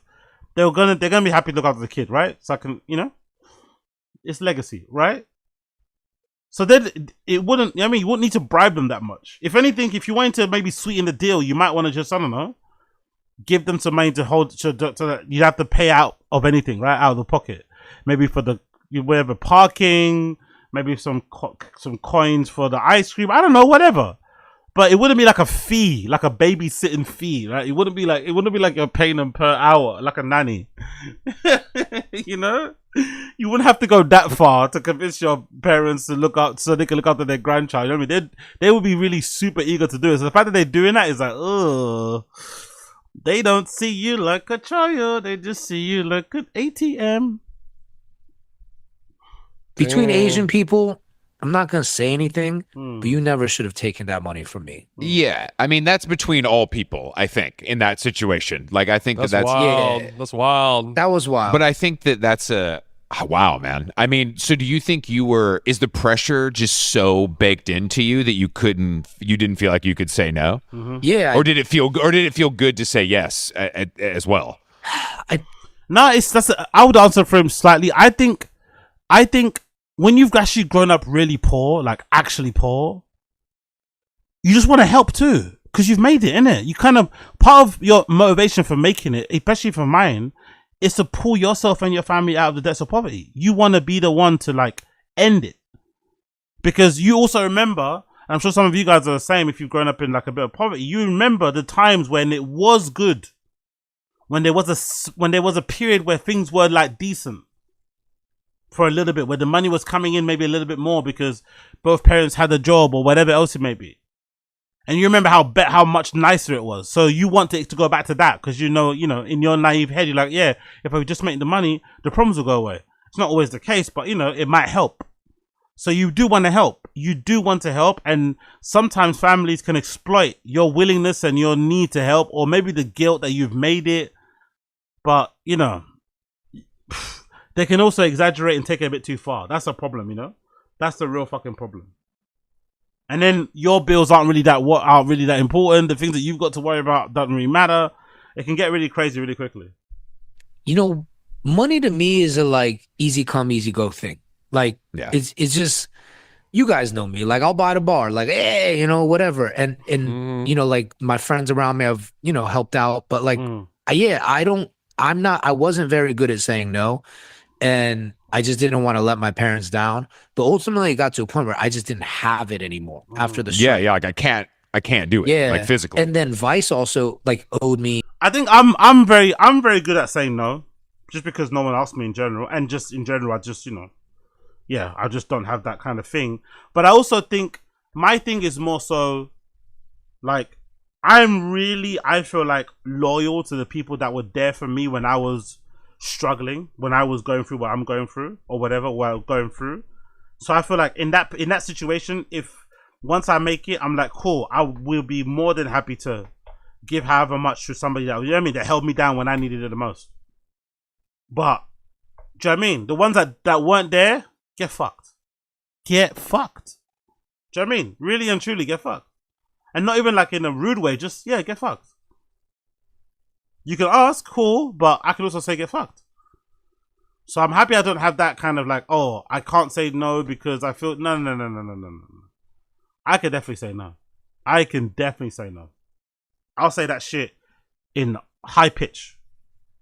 $380,000 didn't pay. So I was like, oh, I'm really assed out. So it was all around that time when, like, you know, the strike, the contraction, Vice went bankrupt. That's when my life with my parents completely fell apart. Yeah. And do you feel like, are you just letting go and letting God, or do you think there could be a reconciliation, or they have to kind of lead the charge on that? The funniest thing is that I thought there was going to be a reconciliation. I wrote this novel, and, you know, Jason, it sounds like you read it. It's like this novel really revolves around how the issues with my parents comes into your dating life, right? And for everyone, it's not just mine, but like anyone who really comes from a not great family situation, how it can create like a toxic male character, right? And this book is really unpacking that. After I finished the book, I felt at peace, and I actually was gonna invite. I definitely need to buy that book, by the way. Big up Eddie Huang. I definitely need to buy that book. That sounds like a really interesting book. Definitely need to buy that. My parents to come see us and like see Senna, because Senna's like gonna be 3 soon, and I was like, he's gonna like start to ask. Yeah, he knows what's going on. Yeah, he would be like, yo, where's daddy's parents? You know, like, so I was like, yo, let's just like get it together. And literally the week I was gonna reach out, my brother called me at like 11 o'clock one night and was like, yo, dad's in jail. I already knew what he did. He hit my mom, and it's just been going on forever.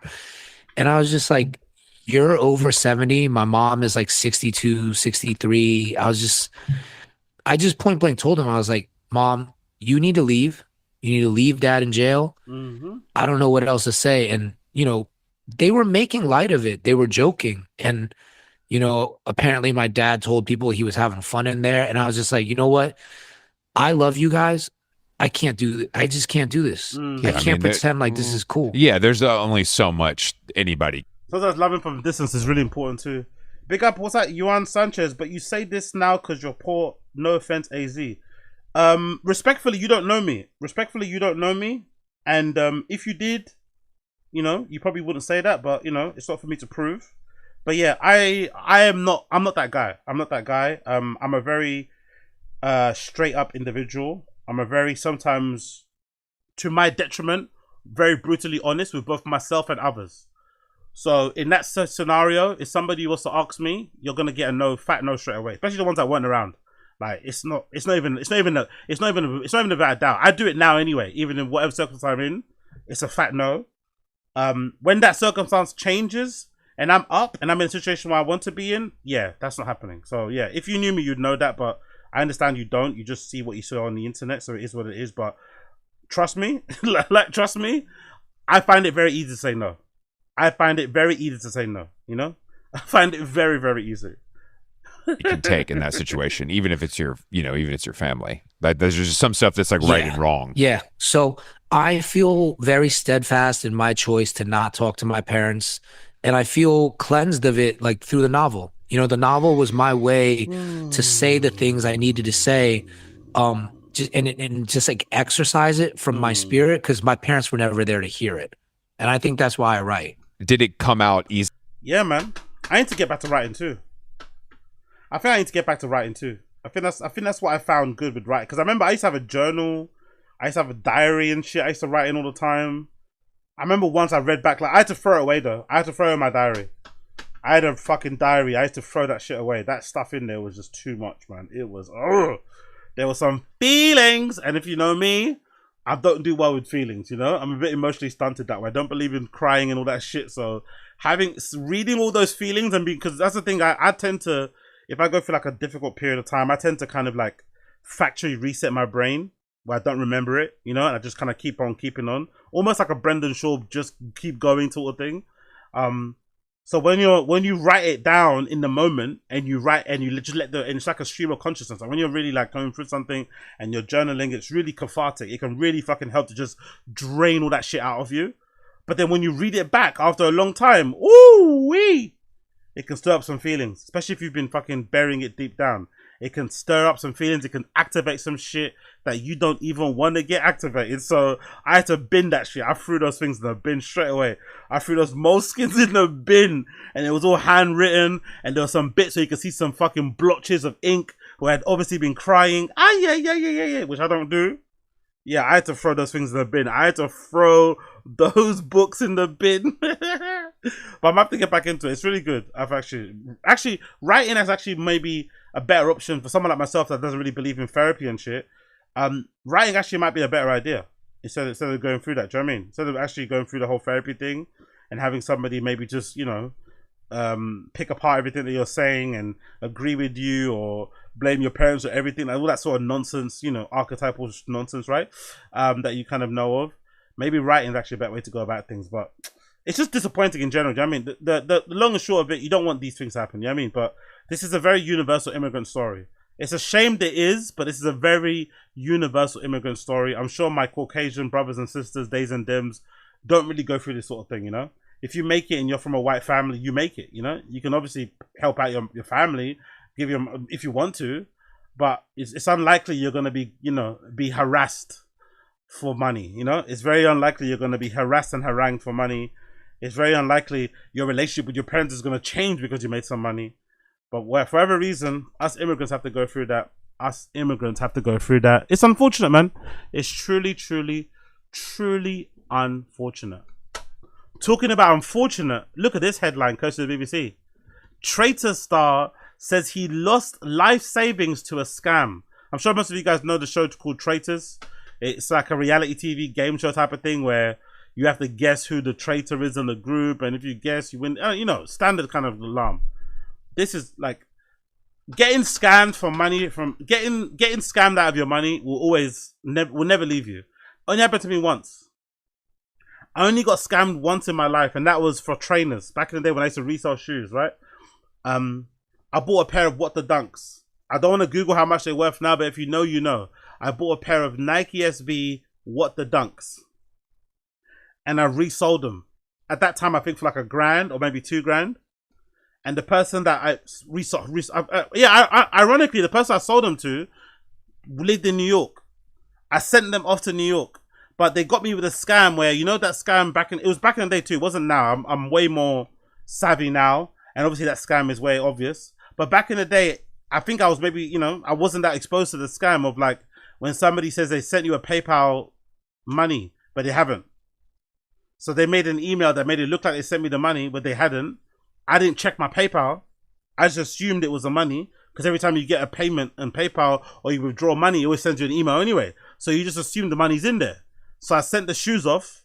And at that time too, I think I didn't have any money. So I sent the shoes off like regular shipping. I didn't even send it with tracked. So I couldn't even get it back. It just, once it went in the system, it kind of disappeared. So I sent the shoes off. And then when I went to check my email, when I went to check my PayPal balance, there was no money in there. Oh my God. Oh my God. Oh my God. No, I love them, man. I love the What the Dunks. There's actually two. There's a What the Dunk Air Force 2. The What the Dunk Air Force 2 are really hard. I love What the Dunks. I'd wear them now. I'd probably get like a rep pair from a Chinese factory and wear them. Like, I love What the Dunks. I think they're fucking hard. But yeah, I sold them to resell and I got zero. That's the only time I've been scammed. And it's even till this day, there'll be random times in the day it'll just cross my mind. Shit. You know what I mean? It'll just cross my mind random times of the day. And this is like, I don't know how many years on. I don't know how many years it's been since I fucking sold those shoes. Maybe more than 20, maybe 10. But fucking hell, it still sits with me. It still sits with me. So I can't imagine. And that was only like £2,000. I can't imagine life savings. That's a whole nother thing. I can't imagine life savings. I can't imagine, man. Let's read the article. A former BBC contestant of a show, The Traitors, is speaking out after falling victim to a phishing scam. Sam Little, that's also how it's gonna hurt because he's kind of too young to get scammed like this. I think it's somewhat. It's not hard. No, I won't say it's comforting, but I think if you're an older person, if you're like an old age pensioner, if you're over the age of 60 and you get scammed by something, by someone on the internet, maybe a part of you can be a little bit more accepting of it because you're older, But if you're 35 and you're getting scammed by fish, like you're gonna feel so dumb. You're gonna blame yourself so much. You know what I mean? You're really gonna beat yourself up over it. If you're 35 and you're getting scammed online nowadays, it's gonna hurt hard. Sam Little, 35 from Yarm near Middlesbrough, has revealed he was scammed out of £40,000 of life savings, an experience he describes as gut wrenching. God Almighty, 40 grand. Little lost the funds in cryptocurrency, an investment set aside, he said, for when him and his wife were ready to start a family. He says he has not been able to recover any of the money and now wants to warn others of how easy it is to get scammed. No, we know, bro. We know. You don't have to warn us. He told the BBC how he had received a text message from what he believed to be a trusted bank, saying there had been multiple attempts to log into his account, advising him to ring them. Oh. Brutal, the ringing one. Oh my God. While on the call, he logged into the online platform but said he was not suspicious. They didn't ask me for any password. They didn't ask me for any verification codes. They were somehow able to hack into the webpage I normally interact with. Before I knew it, the phone went dead. No, usually what happened is that they send you a link. That's probably what happened. They probably sent him a link to another site that had a key tracking, or that had that thing where it's like a remote worker thing, right? Where they send you a link and they are able now to remote access your computer, see all your keystrokes, so they don't need your password. They can see what your password is and you're entering it in. Before I knew it, the phone went dead and everything had gone. It didn't take long for Little to realize what happened. It feels like your world just collapsing. You worked solidly for years to build this up and it's just gone. Since the scam, which happened in January, Little has spent time researching such theft and just how common they are. I wouldn't do that if I was him. If I lost that kind of money, I'm not going to be researching other crypto scams. I'm just going to forget about crypto and just focus on I don't know. I would just dive into my work, I would just dive into my work, take up as much overtime as possible. I would just dive into, I wouldn't even care about crypto anymore. According to the Office of National Statistics, 4.6 million people are affected by cybercrime and fraud every year in the UK. And between 2024 and 2025, there was a 31% increase in the number of cases. Little reported the scam to the Report Fraud run by the City of London Police. However, he says there's so far been no investigation. The BBC has contacted Report Fraud and spokesperson said, "We are in the process of exploring this report by carrying out manual review. Crypto wallets are a complex area of policing and will take time to resolve. In the meantime, Little hopes that by sharing this story, he may prevent others from going through what they went through. I think I'm savvy, but it can catch anyone." Nah, not really. It's really not really. I'm not clicking no banking link sent to me via text. I'm not logging in that way. I'm not answering no phone call. Come on, man. Come on, man. He knows better. He's just trying to make sense of it and trying to come to terms with it. But I know from being scammed myself that shit doesn't leave you, man. That shit does not fucking leave you. So prayers to that young man. Prayers to that young man. As the losses grow to almost as the losses grow to almost 1 billion as it fends off Aldi. I think this is kind of unfair. I'm not too sure who's picking Aldi over Asda, but Aldi isn't that good. Having now had access to an Aldi near me and being reminded by how great Asda is, and also going to a Tesco, M&S and whatever, and a Lidl, I've been to all of them recently. I have to say, Aldi is kind of overhyped.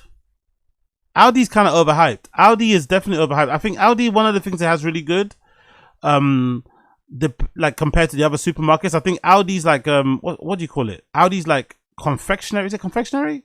Wherever they keep the sandwiches and shit. Aldi's sandwiches and wraps and stuff, all that pre-made stuff is pretty decent. It's better than a Tesco, right? The Tesco meal is pretty shit. Also, yeah, they have really good ready meals there. I saw from what I saw in the cabinets. But everything else is pretty shit. The meats aren't that great. The tin food aren't that great. The bakeries and breads and shit aren't that great. Aldi is definitely overrated. In my opinion, I think Aldi is grossly overrated. And it isn't even that cheap. I still think Lidl by and large is cheaper, especially for like a basket. Like if you like your average basket spend, I think you'll definitely spend less if you don't spend in Lidl. But I think the fresh produce in Asda is way better. The fruits are better, the meats are better. I'm really surprised by this, you know. I don't know if this is like a trend. And also Asda has the addition of Asda George. Having been back to an Asda recently, because I used to go to an Asda before when we used to live in Beckton. There's a really big Asda in Beckton. And we used to sometimes get our clothes. My parents would sometimes buy us clothes from Asda George, like their in-house label. And back then it was pretty decent. And now, obviously, with with how trendy it is to kind of have like well-designed clothes in supermarkets and shit, like M&S has recently really good clothing. Like Asda has some decent basics. You can get a decent little summer set in Asda, a decent little pair of shorts and a t-shirt to wear for summer. For women's stuff, there's decent little dresses, kids stuff for toddlers, this decent little outfits. Like Asda's a kind of an all-rounder. So I'm surprised how it's losing in its race against Aldi. I think the Aldi hype is grossly overdone. Aldi is not that good, man. Aldi is not that good. Asda slumped deeper into the red last year, according to accounts showing its hit price cut to lure back shoppers. And on let me read that once again. Asda slumped deeper into the red last year, according to accounts showing its hits price cuts to lure back the shoppers and one-off cost. The UK's third biggest supermarket chain reported a pre-tax loss of 989 million. So maybe whatever I'm saying, but the numbers don't lie, innit? Jesus Christos. The annual figure were the first to fully reflect the impact of the arrival of former boss Alan Layton. He returned to the business as executive chairman in late 2024 and warned last year that a turnaround plan would take up to 5 years to bear full fruit. Yeah, that's handy, isn't it? You get the job to turn it around and you say, it's going to take me 5 years. Because you know you're about to hit $1 million, £1 million in losses, isn't it? That's very convenient, isn't it? That's very convenient. You're hired to turn it around. And then after the first year, you're like, yeah, it's going to take 5 years. The industry veteran has Aldi firmly in his rearview mirror. Asda has been bleeding market share for rivals, especially discounters, for years. The most recent figures released by the Research World Panel by the Numerator show that Asda, with 11.5% of the UK's grocery market. Aldi, which brushed aside Morrison's to take the fourth spot in 2022, is now just behind Asda with 10.8%, mainly thanks to the rapid store expansion which has supported its value focus. Mr. Layton's plan, like so many others eyeing the challenge posed by Aldi and Lidl, has been to cut costs and invest heavily in the prices paid by shoppers in order to win them back and return its market share to some of its growth. That's Mr. Alan Layton there. Big up Alan Layton, doing his best out there in Asda, man. Doing his best. The account for 2025 showed that total sales falling more than 30% to 25 billion. Jesus Christ. We're now halfway through 2026 and its latest sales figures show another decline, though at a slower pace. Mr. Layton has warned that his plan to be 5% to 20% cheaper than traditional rivals would materially reduce 2025 profits. The pre-tax losses include 656 million from one-off cost, including the 284 million related to its troubled IT separation from previous owner Walmart, which hindered product availability, and the new value focus. The quote, "The reported loss does not reflect the underlying financial strength of the business and continued powerful cash generation," a spokesperson for Asda said. Net debt was 3.1 billion and reduction of 500 million on the previous year. The group is a majority owned by a private equity firm, TDR Capital. Walmart still holds 10%. So yeah, man. Godspeed Asda, man. I don't want to lose them. Asda's a fucking legendary high street shopping market chain, whatever it may be. And like I said, I've got good memories of wearing some decent George clothes over the years. They sell decent suits there, t-shirts and shit, basics. Yeah, give Asda a go. Give Asda a go. Aldi is overrated in my opinion.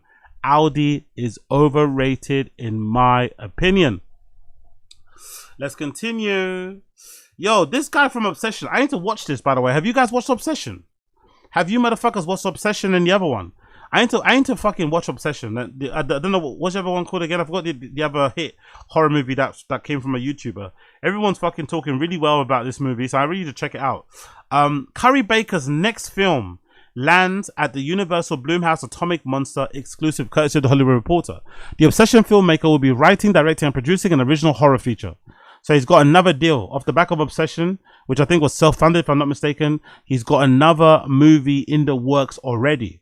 Hollywood industry is already fucking working this kid, but they're putting him through the grinder already. Right? Let's read the article. Hollywood can finally stop obsessing over Obsession filmmaker Curry Barker's new movie. Universal Film Group, along with Blumhouse Atomic Monster, has landed Barker's first follow-up since the release of Obsession, the breakout movie of the year. In closing, what is described as a rich 8-figure deal. God damn, well done. A rich 8-figure deal. Oh, let me do that one more time. Barker will write, produce. Oh, what's happening with my fucking phone? My mouse. Writer will write, produce, and direct his third film for Blumhouse Atomic Monster and Universal. The deal keeps Barker in the Universal family, as Obsession was released by Universal label Focus Features. Focus is also behind his he's already shot second feature, Anything But Ghost, which he wrote and directed and stars in. Nice. Blumhouse Atomic Monster has been involved in those films, coming aboard Obsession after it bowed at the Toronto International Film Festival last year, and production entity on Anything But Ghost is back in similar capacity for this film. Also producing are Roy Lee, Steven Schneider's Spooky Pictures, and Adam Hendricks and Greg Gilworth's Divide/Conquer. A banner behind horror movies such as Black Phone and The Heart Eyes. I just don't watch horrors, you know. That's the thing I'm a bit, worried about Obsession. I'm just not into horror movies. I hate being scared, you know. I don't want to have like nightmares and shit. I think all that shit is dumb. I don't know people like watch horror movies trying to get scared, you know what I mean? Like I don't want that. I'd rather not. Life already is kind of scary. There was that fucking video that went viral last week or a couple weeks ago of that fucking girl in Brazil who plunged to her death off a bungee jump because they forgot to fucking tie the bungee cord, you know? We just learned the other day, Oliver Tree, RIP to Oliver Tree. Oliver Tree passed away due to a collision with helicopters, right? That he was in. And then to make the story even worse, I saw a video clip that happened to show maybe a part of Oliver Tree's leg, severed leg on the ground.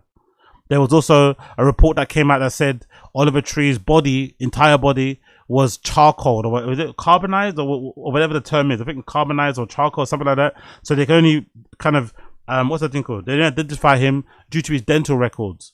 Then I read another report that said Oliver Tree had no chance of surviving because the place he was sitting at was the place where the other helicopter, when it collided, the propellers hit. So he was immediately decapitated.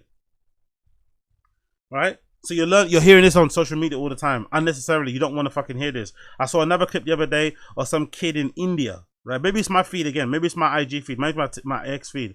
Or some kid in fucking India suffering from depression. There's like a CCTV camera in like a block of flats, like pointed towards like a hallway. And he's standing by a window smoking a cigarette.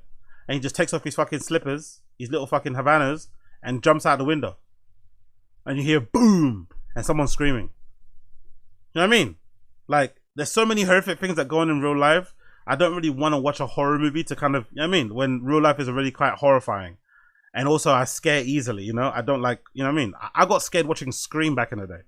You know, and people nowadays will say, oh, Scream is funny, man. That's not even scary. It's so funny. It's like, I didn't find it funny when the guy put his ear up against the fucking toilet door and got stabbed in it. You know what I mean? I didn't find that funny at all. When I was a kid and I watched that for the first time, that was gruesome, funny. Like, I don't know. I feel like some people also, like, they get a kick out of showing off that they're not scared. Like, oh, I can watch Rootlet. It's like, I'm not into that. I don't want to invite those, like, dare I say, bad spirits into my soul. You know what I mean? I don't know. Something visually, I don't like to watch horror. That's why I'm a bit dubious about watching Obsession. You know? That's why I'm a bit dubious about watching Obsession. Because deep down, I'm a big PSSY, and I get scared easily. So I said all that to kind of like cope. Like, I just said all that I just said all that so that if I don't end up watching it, no one harasses me, okay? Because you know I'm really fucking scared. Anyway, let's continue. Big up this kid anyway.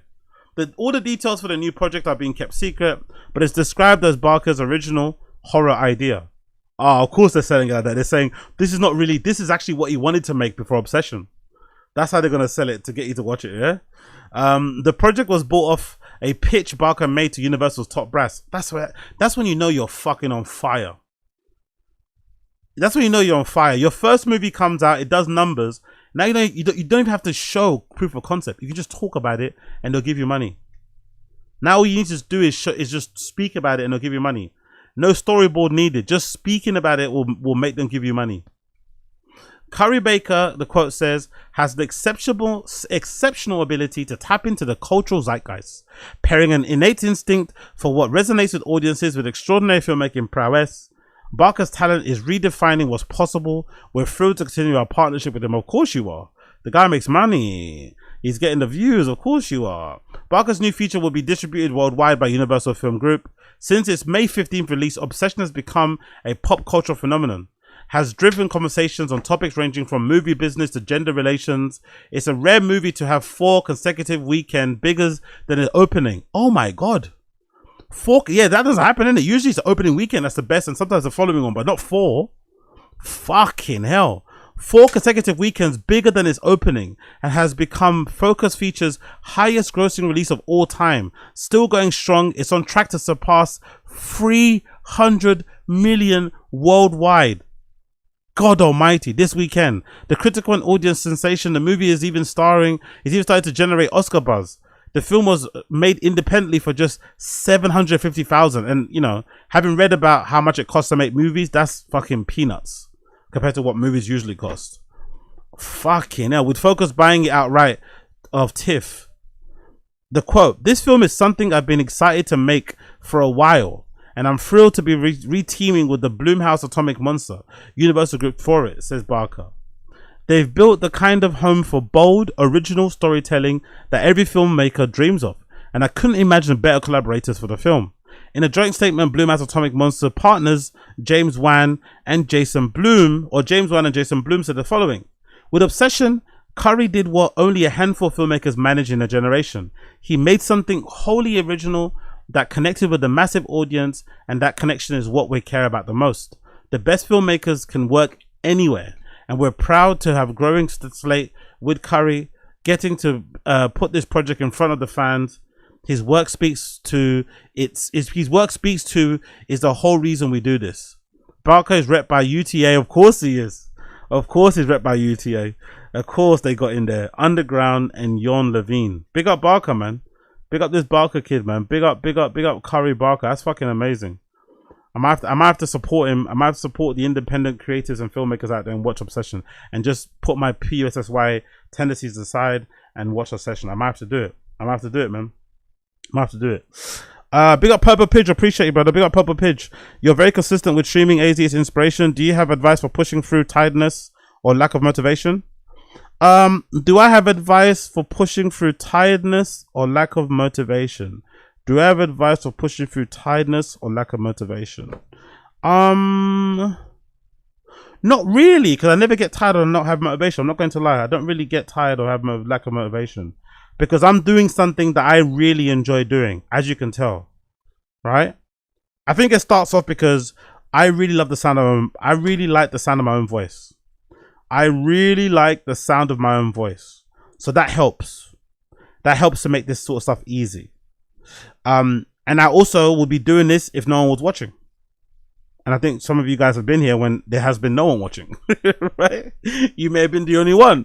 So I think that kind of helps. That also really helps. So maybe try and do something that you really want to do, like your actual real dream, right? My dream has always been to kind of do my own thing. And this is part of doing my own thing. So I just enjoy doing it. And I've also been, I was really early on podcasts as well, to be completely honest. I was really early on podcasts. I was listening to podcasts when people weren't really listening to them, like really early. I was listening to like the Times pod. I was on it. I was on podcasts early. And I think my inspiration for doing all this sort of stuff actually weird enough came from Bill Burr. Because when I used to listen to podcasts, I used to listen to the proper highly produced ones, right? And I used to think, oh, I can't do this. And then when I heard Bill Burr do his own solo pod, it kind of made me think, oh shit, I can do this too. I didn't know you could just like talk to yourself. So I started doing it, and I just started doing it because I had, you know, I didn't really have many friends to talk to about the things I was really into. At that time I had a big social group, but I didn't really have the friends in my group that like the things that I like, because I've got a really like, you know, let's say a ADHD riddled list of interests that I'm into. So I just thought, you know what, let me just spit these out on the internet. Let me just, like, you know what I mean, brain dump all the stuff that I will be thinking about during the day on the internet. And yeah, that's what I've done. So yeah, just find something that you really enjoy doing, something that you will do for free. That I think is the most important thing. And then you won't get tired and you won't lack motivation. In my humble opinion, that's when you won't lack of tired of motivation. But I also think maybe the lack of tired of motivation also comes from having a, what's that thing called? Expectation tied towards it. That also might be part of it. If you have too much expectation tied towards something, it might also make you tired and make you feel unmotivated because you're looking or you're thinking of the end goal, of the money, of the acclaim, of the fame. Do you know what I mean? And that's also not good. You kind of have to go with these sort of things without expectation. Like, I think, especially if you're working in the creative field, I think if you're working in the creative entertainment field, usually the output is the main, like that guy, Obsession guy, is a good example. Obviously, it's a great that he got the, you know, critical acclaim and everyone loves the movie. But I think the guy that directed Obsession, if you're a true creative, just getting the movie out there is already a win, because you have a story to tell, you have a vision you want to share with the world, and just being able to get it out there and get it, you know, made is the win. So sometimes just doing the thing is the best, is the greatest satisfaction. You know, you don't need anything else. And that can also help with lack of motivation, lack of fucking inspiration and shit. That's my only advice on it, to be honest. That's what I would say. But Godspeed to you anyway. Godspeed to you. And like you know, and last thing, actually, if you actually lack motivation, just do something else. Just find something else to do. Life is too short to like be pushing through something that's making you tired and not motivated. If it's not really giving you what you need instantly, find something else and you'll find it instantly. You know, like the person that does pottery classes, the person that fucking loves to, what are those things, those mini little trees that Japanese people love, I forgot what they're called, right? The person that loves to fucking watch fucking horse racing, the person that loves to play golf, you don't have to push them to do it. They loved it instantly. The moment they picked up a fucking golf club, they loved it instantly. The moment they pulled up a fucking snooker cue to play snooker, they loved it instantly. The moment they picked up a fucking needle and thread to knit and shit, they loved it instantly. If it's making you tired and not motivated, maybe it's just not for you. Find something else. Life's too short. Don't just like stick with it and like, oh no, I have to get through this. It's gonna come. I'm gonna fall in love with it. No. Find something. Find something else. Life is too short to be like, I mean, driving something like that. I would say, you know what I mean? That's what I would say. That's what I would say. But hey, what do I know, man? I don't know much. I'm just talking out my ass. I don't know much. Okay? Cool. Let's move on. Big up Olivia Rodrigo. Big up blood clot Olivia Rodrigo for sharing something utterly traumatizing. I did share this on a random show, but I thought I'd share this again here, because this is something that filled me with absolute dread and made me barf in my own mouth, and also made me consider, next time I go to a gig, I'm going to be looking around thinking, hold on, are you, you know? Now, next time I go to a gig, I'm going to be thinking, are you, you know, in the back of my head, I'm going to be thinking that now. I'm going to be ultra aware of the people around me, and I'm going to be sniffing like a sniffer dog, you know? I'm going to be sniffing like a sniffer dog. Big up Olivia Rodrigo. This is fucking horrifying. I have been to certain concerts and certain festivals where people wear diapers so that they can be front row of the show. And that's been an experience as a performer that I've smelled and that experienced. Is insane behavior. Can you imagine? Can you imagine? Can you imagine people going to concerts wearing adult diapers so they don't have to leave the front where they are and their kind of like preferred place to watch the gig, so they can just stand there the whole time and just piss and shit into their diaper? Ew, ew, ew, ew, ew. But it makes sense. It makes sense because there's this weird behavior I've noticed lately. Especially, again, I hate to rag on them because I love the Gen Z kids out there. But especially with the Gen Z kids, I don't know what it is about them, but they love to go to gigs and just like go super early, of course, before the doors are open. And then as soon as the doors are open, especially if it's like standing room only and shit, they will run to the front of the barricades. They will run to the front of the stage and stand there the whole entire time, not moving. They'll bring some snacks. Sometimes I've seen people bring fucking like, you know, handheld games and shit to play, cards or whatever. Sometimes they'll be super disrespectful, and if there's an opener performing that they don't care about, they'll just have their head down, watching something on their phone, headphones in and shit, just so they don't leave that position. So it's no surprise that those fucking freaks would also be the ones that be like, you know what? I want to show that I am the top stan. I'm not going to move here. I'm not going to move to this position. I'm going to make it be known that I'm the top stan by staying right here at the front so the artist sees me, all the other fans see that I'm the top stan. I'm the top fan. But in order to do that, I have to wear an adult diaper so that I don't need to ever go to the toilet. So I can go to the toilet. And you know what I'm thinking? The first thing I thought of is like, do you know how different adult shit is to baby shit? Especially the smell. Do you know how different it is? Adult shit in a diaper, what that must smell like. Or adult piss, what that must smell like in a diaper. I can't imagine how horrific that shit must smell.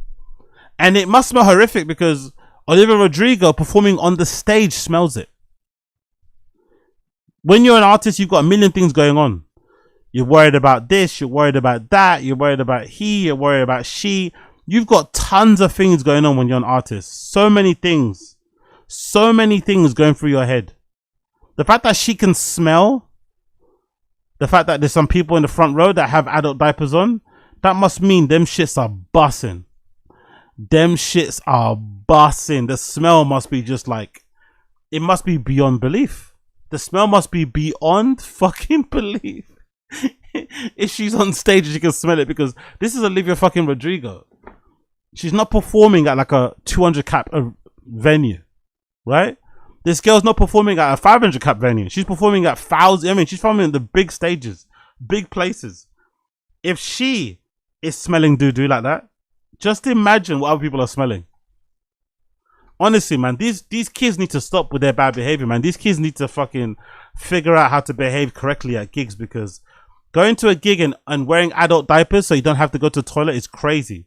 When I used to go to gigs like all the time, like literally like every week, now I go like, you know, here and there, maybe every 6 months or so, maybe even more.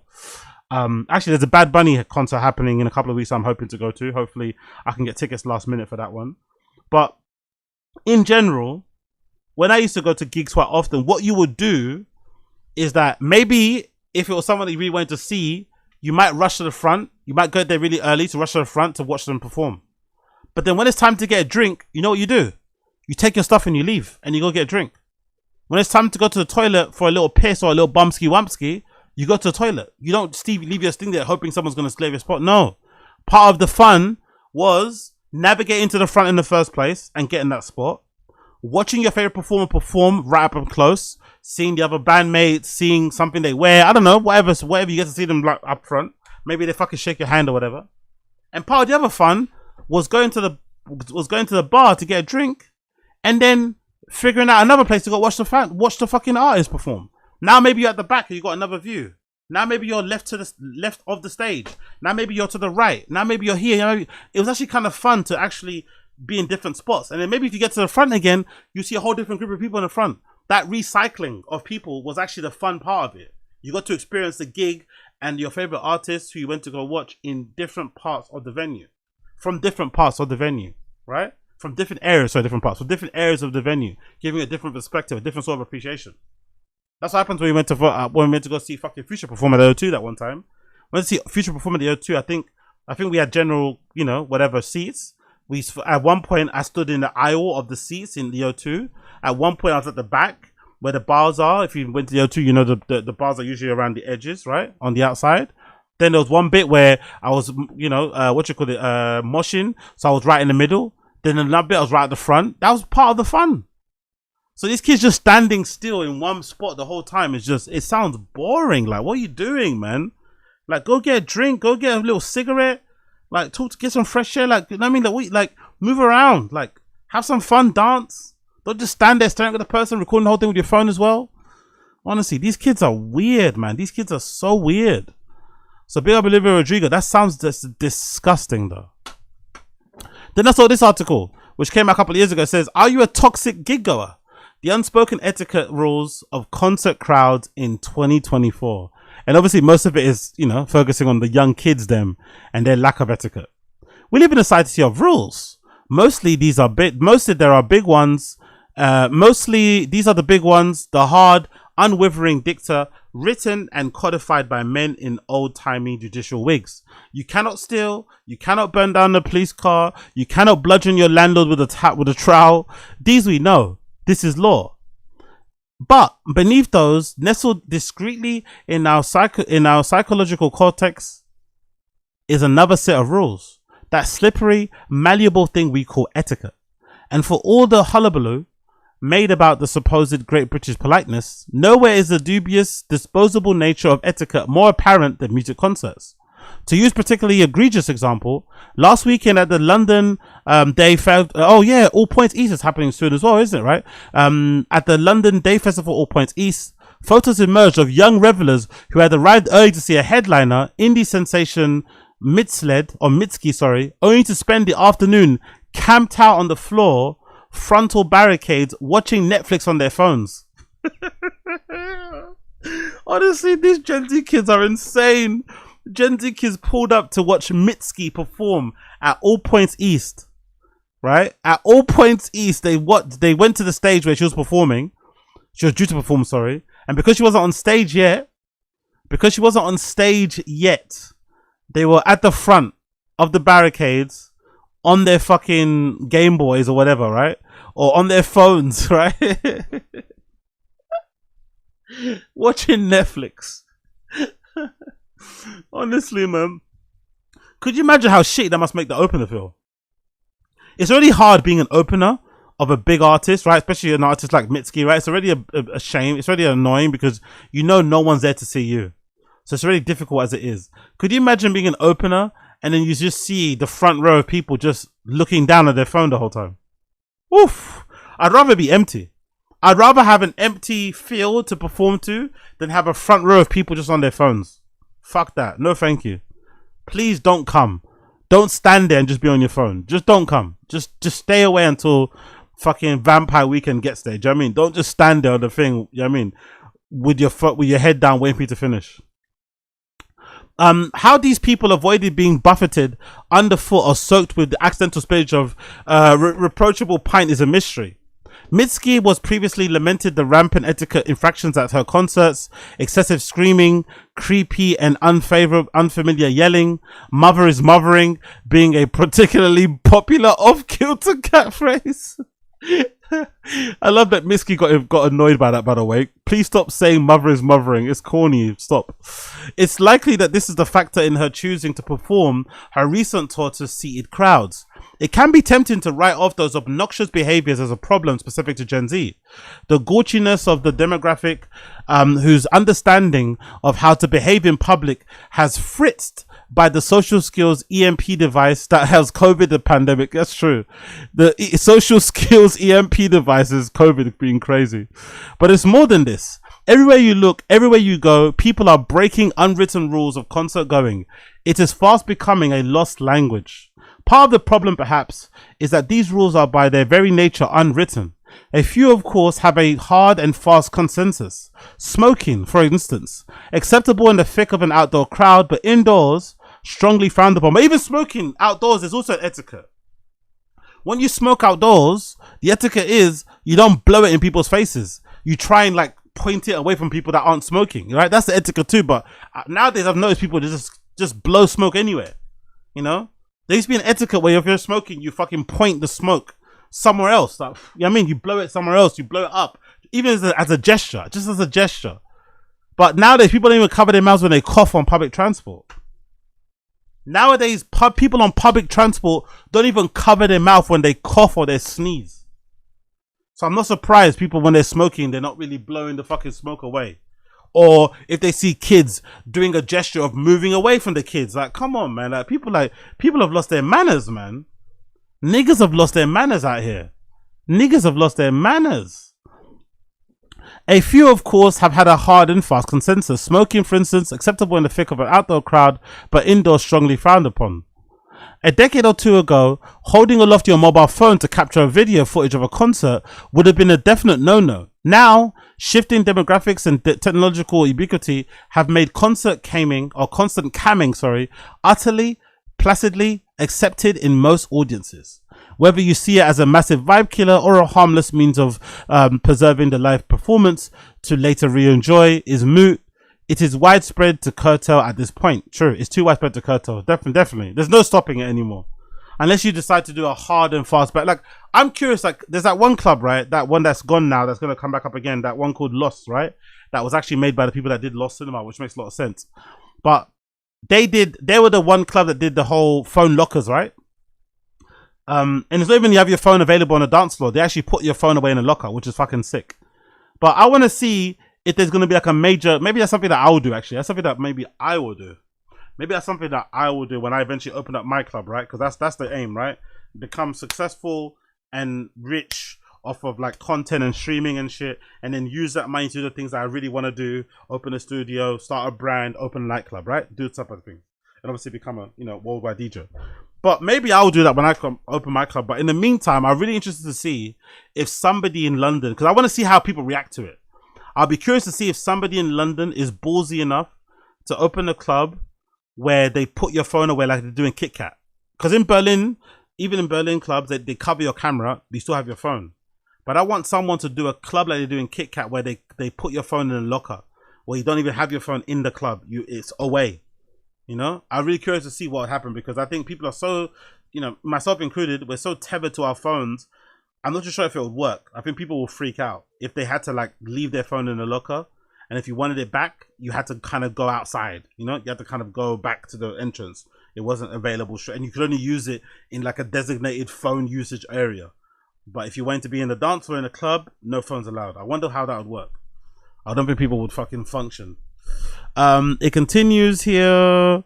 Yet many other etiquette norms exist in more of a grey area. Intermittent talking is mostly tolerated, particularly during support acts. But talk too loudly, talk too presently, or too near the stage, and you might be courting a stern shushing. But yeah, that happened a lot to. I think there's a famous story actually happened to the How Long Gone host actually. I think he got threatened with fighting with, I think like a Wilco show or something that was fucking hilarious. Tall people are of course within their rights to stand wherever they wish. But the taller you are, the more peeved off the people standing behind you are going to be. So if you're hulking 7-foot Adonis, you might do well to avoid the front. Fairness be damned. Yeah, that's true. I have that issue too. Usually that's why I'm always standing over towards the back or on the sides. One particularly muddy issue concerns the optics of pushing one's way towards the front of a concert crowd. We've all been there, leaving your spot to visit the toilet or a bar and having to meekly nudge, slide, and excuse me your way through a throng of people to return to wherever you are. That's the thing. I don't think you have to return.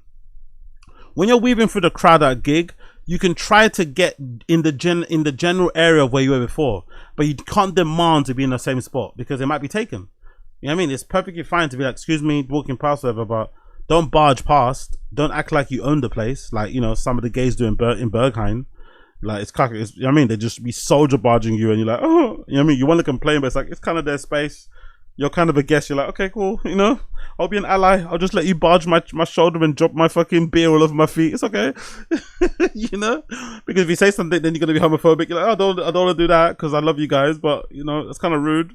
So yeah, it's a bit of a scary place to be. It continues. But how different everything looks from the outside. When you're standing sardined into a horde of people enjoying a position you rightfully claimed, when some boorish chancer comes squeezing through willy-nilly, the right of way, as it were, of the whole endeavor involves a complicated mental rubric taking into account crowd density, proximity to the stage, and other myriad of minor and objective factors. If you're holding a tray of pints, for example, or trailing 5 people behind you in tandem. All of this depends too, of course, on the style and insensibility of the music that's being staged. At an acoustic indie set, audiences might come to expect a certain pin drop atmosphere. At a heavy metal concert, oh yeah, I gotta watch fucking what's those YouTubers? They've got a review of Download Festival. I gotta check that out because I heard Download Festival this year was really fucking good. That's one of the first festivals I ever went to, camping wise. I fucking love Downloads, got a special place in my heart. And I remember they have the thing, I might have to react to that one. There has to be a degree of flexibility on the enforcement of etiquette at any live event. Most of the rules are born out of some life and death necessity, but of basic human consideration.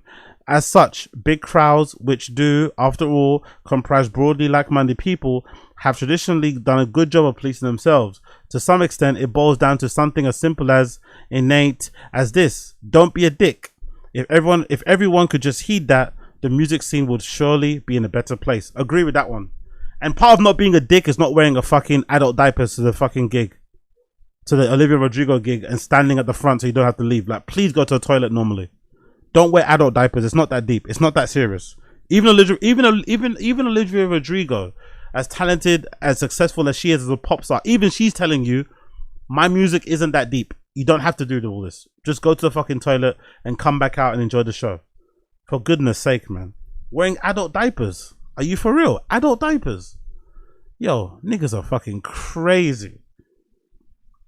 And also I enjoyed this clip as well. Big up Olivia Rodrigo. I enjoyed this clip of her on Nardwar's show towards the end. Fucking brilliant. I don't know if she never watched Nardwar or if she just caught off guard, but it was really funny interaction towards the end. You know how he usually does. Big up Nardwar. Try my best, and I love music, so, you know, do with that info what you wish. Well, thanks much, Olivia. Keep on rocking in the free world. Thank you. And do do. I don't know. What am I supposed to say? And do. Yeah.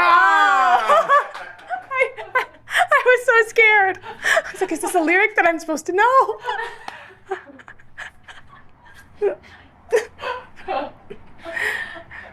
Hey. Thank you. Oh my God. He's frozen.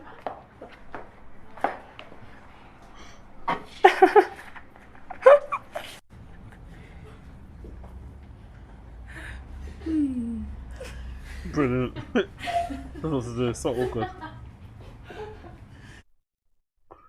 Big up Nardwar, man. Big up Nardwar. Big up Nardwar, the human serviette. Big up Nardwar, the human serviette. Absolute legend. Absolute legend. One person we're not going to big up, or one person we're going to big up through gritted teeth, is Olivia fucking Wilde. How dare Olivia Wilde get on fucking call her daddy, right? Get on fucking call her daddy and diss our Ted Lasso. How dare she diss our Ted Lasso? Now, if you know anything about this whole issue, this was from a few years ago. Jason Sudeikis, the guy that plays Ted Lasso, was briefly with, not briefly, they were together for a long time. I think him and Olivia Wilde, I'm pretty sure they got kids together too. They were maybe engaged. I don't think they were fully married at that time. But when she was making her movie, I forgot the movie that she made, don't hold me to it, but the movie starred Harry Styles. During the making of that movie that she was making, she happened to fall in love with Harry Styles. That led to them having some sort of an affair, which went obviously, you know, all over the press and stuff, and led to her separating from Jason Sudeikis. And the heartbreaking thing about that whole thing was, you know, Jason Sudeikis is a fucking chill dude. He seems fucking chill as fuck, right? He's super lovable. And obviously most of us have re-fallen in love with him because of the Ted Lasso character. But the really heartbreaking thing about that whole story was that, if I'm not mistaken, when the separation was happening, there was one story in particular that's burned in my fucking memory of, I think the nanny or someone, the caretaker, shared a story about how one time Olivia Wilde and him were having an argument and she wanted to go and see Harry Styles, and she jumped in a car to drive off, and Jason Sudeikis allegedly jumped on the road, like laid on the road, and tried to stop her from leaving to go see Harry Styles. She still left to go see Harry, by the way. She still left to go get her back blown out by fucking Harry Styles, for goodness sake.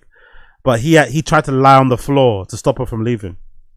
Like, he fought super hard to like convince her to not leave him for fucking Harry Styles. And you're like, oh, your heart bleeds, man. Your heart bleeds. It's pain. Like, and if you know what I mean? Like, you just feel like, God almighty. Like, number one is the part of you like, oh my God, how pathetic, right? And number two is just like, as just like a man, you're like, fuck, man. Fuck the embarrassment, the shame of it all. you know, like how it makes you feel as a dude knowing that your wife or your mother of your children left you for a guy that's like 10 years younger and he's like super good looking and successful and talented and shit. I don't know, it must have really fucked with his brain, right? And then on top of it as well, the wife, you know, she's not the most likable person in the world, and if anything, she got the entire cast, I think, to turn against her. I'm pretty sure. But I'm not sure, but it never really came out why the cast turned against her. Because I think during the promotion of the movie, no one really promoted it that well. She fell out with the other girl in it as well. I forgot her name, that one I was in Dune. Her name escapes me, the one with the septum ring. They fell out as well. She refused to promote the show. And some people allege that the reason why the other co-stars kind of had an issue with it was because, you know, maybe some of them are like Jason Sudeikis, or they felt uncomfortable that she was dating Harry Styles because at that time Olivia Wilde was like her superior, right? And I think it might have been around the time of like, you know, post Me Too and shit. People are a little bit sensitive and so that sort of stuff, thinking, hey, if that was a man, this would be a big problem. Either way, Olivia Wilde sat down with Alex Cooper from Call Her Daddy to talk about it, and as per usual, in very typical woman sort of thing, she refused to accept any accountability, any responsibility for what she done. And she tried to spin it and make it seem like, oh, people had a problem because he was super young and I'm older than him because we had a 10-year age gap. And it's like, I don't think that was a problem. And I'm pretty sure she knows that wasn't the issue. No one really cares about the 10-year age gap, right? I think mostly people cared because it seemed like at the time, again, probably that wasn't the case, but it seemed like she was cheating on her guy with Harry Styles. That's what probably had an issue with. And then secondly, or maybe firstly, people had an issue with the fact that she was Harry Styles' superior. So the whole idea behind it was that if the roles were reversed and Olivia Wilde was a man and Harry Styles was a woman, it would be a way bigger issue. Even if it was two consenting adults, you know, fucking and shit, people would still it would be a really big problem. So she's really missing the point of the whole criticism, which is understandable because she's trying to protect herself. But I also think it's really bad form to even talk about this, considering that, you know, she's got a kid with the guy, you know. I know they're not together anymore, but that guy's still the father of your children, you know. It's like, maybe just don't talk about this in public, you know, if that was me. But hey, we're all fucking different. But yeah, this is Olivia Wilde talks to Alex Cooper about all the backlash she received from her dating Harry Styles, the criticism over the 10-year age gap, and the timing of the relationship following her split from longtime fiance Jason Sudeikis. By the way, keep your head up, Jason Sudeikis. Hope you didn't watch this, mate. Hope you didn't watch this. I need to hear just your take on men date who are in positions of power, date younger women all the time. Like is, and everyone's like, and yeah, like there's no question. What do you think was so triggering to people seeing you dating a man that they deemed you the position of power and the older woman? Like, what was it there that you? Yeah, by the way, she never spoke about that. Big up Alex Cooper. She mentioned the term position of power, but she didn't really mention that. She didn't really you know what I mean? You didn't really talk about that bit of it. Maybe because it's different, because it's a woman and a man. Maybe that's why it's different. If the roles were reversed, it's always looked at more predatory and more like in a kind of like grooming way. But the position of power thing's a big issue. She doesn't really address it, but that's a really big problem there. It's like, you're his boss. I think that might have been his first movie, if I'm not mistaken. That might have been Harry Styles' first big movie. So, I don't know, man. Seems a little bit, you know what I mean? Seems a little bit predatory and like a little bit, you know what I mean? Exploitative of me. But hey, what do I know? You think was upsetting to people? Oh, man. I don't know. It really did upset people, though. The resentment. Fake laugh. The suspicion of you. Yeah. Like, yeah. It was crazy. I don't know how much I understand it yet. That's one of the factors that I never really felt like I don't know. I mean, I know it. Surely you have to know that he's lovable, right? He's just beloved. So if he's going through a tough breakup, people are naturally going to love him and not love you because they love him more. That would be just a basic understanding of the situation. But again, the age gap wasn't the problem. It was more so how it kind of looked on the outside. Like, you were good before you did the movie, then you started filming and directed the movie, and then suddenly you fall in love with the guy that's starring in it, and now your other guy is not. Well, I mean, it's just like, it's kind of easy to understand why people didn't like you. It's kind of easy to understand why it came across a certain way. You can not care, but come on.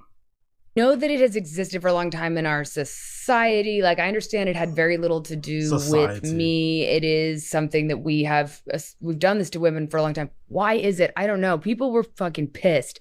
I think that I think that it also had a lot to do with the kind of parasocial relationship people have with him, which is a burden that is very weighty and not something I envy, and he carries it with grace. I think that is an enormous responsibility that all those like stars have to carry, and it's fucking impossible. I don't know. It's wild because I mean, we had the loveliest relationship, like so sweet and so beautiful, and like really actually very like domestic and kind and lovely. And like, I think that we existed in this like little bubble, and the judgment never really like got into that bubble, which was a miracle, a real testament. She's talking about Harry Styles here, by the way. She's talking about Harry Styles here. To us like making that happen. I think that people were mad. They were just, it's almost like the happiness made them mad. Like I would like go to his show. Not really, mate. Not really. It was the fact that it felt like you were cheating on your husband with Harry Styles. Like you were okay with your fiance before you started the movie, then suddenly you make a movie, and then, you know, world famous super hot pop star guy, you know, distracts you. And dance, and people were like, oh, good she. You slut. You fucking slut. You're like, how dare you dance and smile? But you know, like, oh god, yeah, that is why. What do you think? Why do you think I think it's almost similar to what you, and that's why I was so fascinated to ask you, because I do think this is such an important conversation to have. I think that it's similar to Thanksgiving that you just talked about. Oh, yeah. I think that we police women's morality to such a different degree than men, that, and especially mothers. The fact that you have kids, you're fucked. Oh, yeah. So you're presenting in a way that when you do go through a separation and then you are dating someone who is, you know. By the way, Jason was dating someone, right? I think even younger. I think it doesn't matter though. We didn't know. That person wasn't famous. We weren't known. We didn't know. That's not the same thing.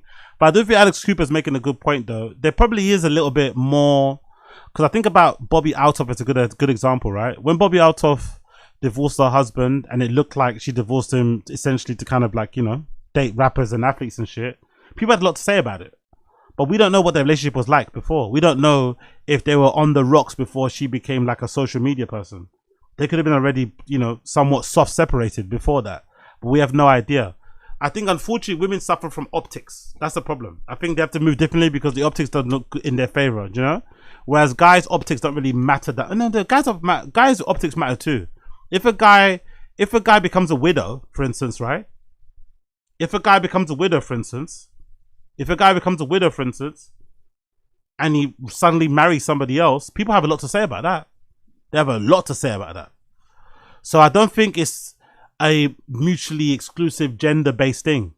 I just think sometimes the optics are the optics. Now, you can not care if you want to, right? Your partner can pass away, and then, you know, on Christmas, and then by fucking end of January, you've got a new person. You can not care, but you can't be surprised when people have something to say. Okay, it does look a bit off. It looks a bit funny, you know? Like I said before, she was happily engaged before she filmed the movie. It seemed, and then while she was filming the movie, she was somewhat separated. That's why people have a problem with it.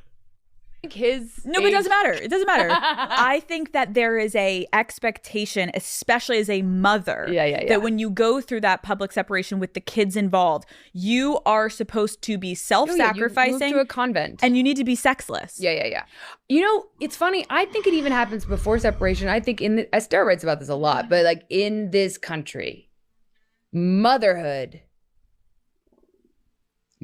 means no more sexual being for you, young lady. That's not true. I don't know what she's talking about, especially her being an intersect. You know, like a regular mom with a job, right? A regular normal person. But as a celebrity, they don't really exist in the same. Like, no one even brings up the fact that these people don't even look after their kids that much. You know, nobody even talks about it. It's not even a thing because it's like, yeah, they're not the same as you. You know, Kylie Jenner can be like gallivanting around, skipping around town with Timothy Chalamet. All the while, she's got what, 2 kids at home? 1 kid? I don't know how much. It's like no one really brings it up because, like, yeah, she's not the same as other single parents. She can kind of do that and have someone look after the kid, and you know what I mean. Also, the resources help, but it's not the same at all. Like, what's she talking about? No one gives a fuck about that. Like, no one's policing an actress's body or sexuality and saying, "Oh, you can't." No, that doesn't make any sense at all. Maybe again, a regular woman, I think, has more say so here. Definitely, for sure. If you're like a single mom, I think society at large, if you've got a job and stuff, looks at you differently. If you're like going out on dates with guys and you've got a kid at home, people are gonna judge you harshly, as if you're not allowed to have fucking company or fall in love again and shit. It's really fucking awful. But as a fucking entertainer, a celebrity, like, what? Y'all niggas don't even look after your kids anyway. That part of you is over now, and there is this puritanical basis to that, which is like, you are no longer capable of desire. You don't deserve it. You have served your purpose. And now if I see you without your baby and you are like enjoying yourself as an individual woman, I see that as a betrayal of this covenant. And it, as steroids that, like, in France, when you see a baby, when people see babies, they think about sex because they're like, that baby came from sex, so that couple must fuck. When we in America see a baby, we're like, they're not fucking. They're not fucking. And it's like, because she's done. And if we see a man alone with a baby, we think that's hot. We are attracted to that man. It suggests like, this is stupid. Like, this is, again, the lack of accountability is fucking frightening. I think Jason Sudeikis, although it probably broke his heart to see it play out the way it played out, especially in public, he probably gets fucking shudders every time he hears a fucking Harry Styles song. Like, God almighty, man, this woman's fucking awful. So in the end, it worked out well, because she's not in your life anymore. You don't have to worry about her anymore. But God almighty, man, the lack of accountability is fucking frightening. And who knows? The truth is probably more complex. The truth will probably be like, hey, like, she could have said it in a much nicer way and come across way better. Like, I understand how it looked from the outside looking in, but I can guarantee you there was no overlap between my relationship ending my relationship with, my engagement, with Jason and my relationship with Harry Styles. There was no overlap. The actual truth is that no one knows is that me and Jason were separated for a while prior to me even working on the movie. And sometimes you can't help but who you fall in love with. I had a great time with Harry Styles. It ended. I'm respecting his new relationship now, so I'm not going to talk too much about it. But, it is what it is. Instead of going on and like, oh yeah, I can't have sex. It's like, Jesus Christ, that guy's the father of your child, man. Like, have some respect at least for that. Maybe not him, but like that. God damn, man. Ay. And then here's another clip too, her talking about how traumatizing it was to be served with child custody papers from her ex-fiance while speaking on stage in front of a crowd. To be fair, that was a little bit petty from Jason, but I think that was a consequence of what she did to him. I didn't agree with this when this went viral. I didn't like this at all. She was giving a talk, I think in a school or something, and then she got served with divorce papers or whatever on stage or something like that, right? No, she got, whatever, right? Custody, whatever it was. I thought that was unnecessary and very embarrassing. Again, that's the mother of your children. I mean, in those type of instances, yes, you can get your revenge. It feels maybe sweet.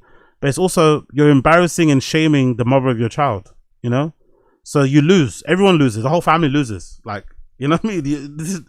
Everyone loses. So I get why he did it, because he was embarrassed and he felt like he needed to get her back. But he shouldn't have done that. He should have been a bigger man and just served her properly and not done it like in such a public way, the way she did it. Like, that was too much. I didn't like that either. I'm not going to lie. But her using it as a chance to be a victim is not cool.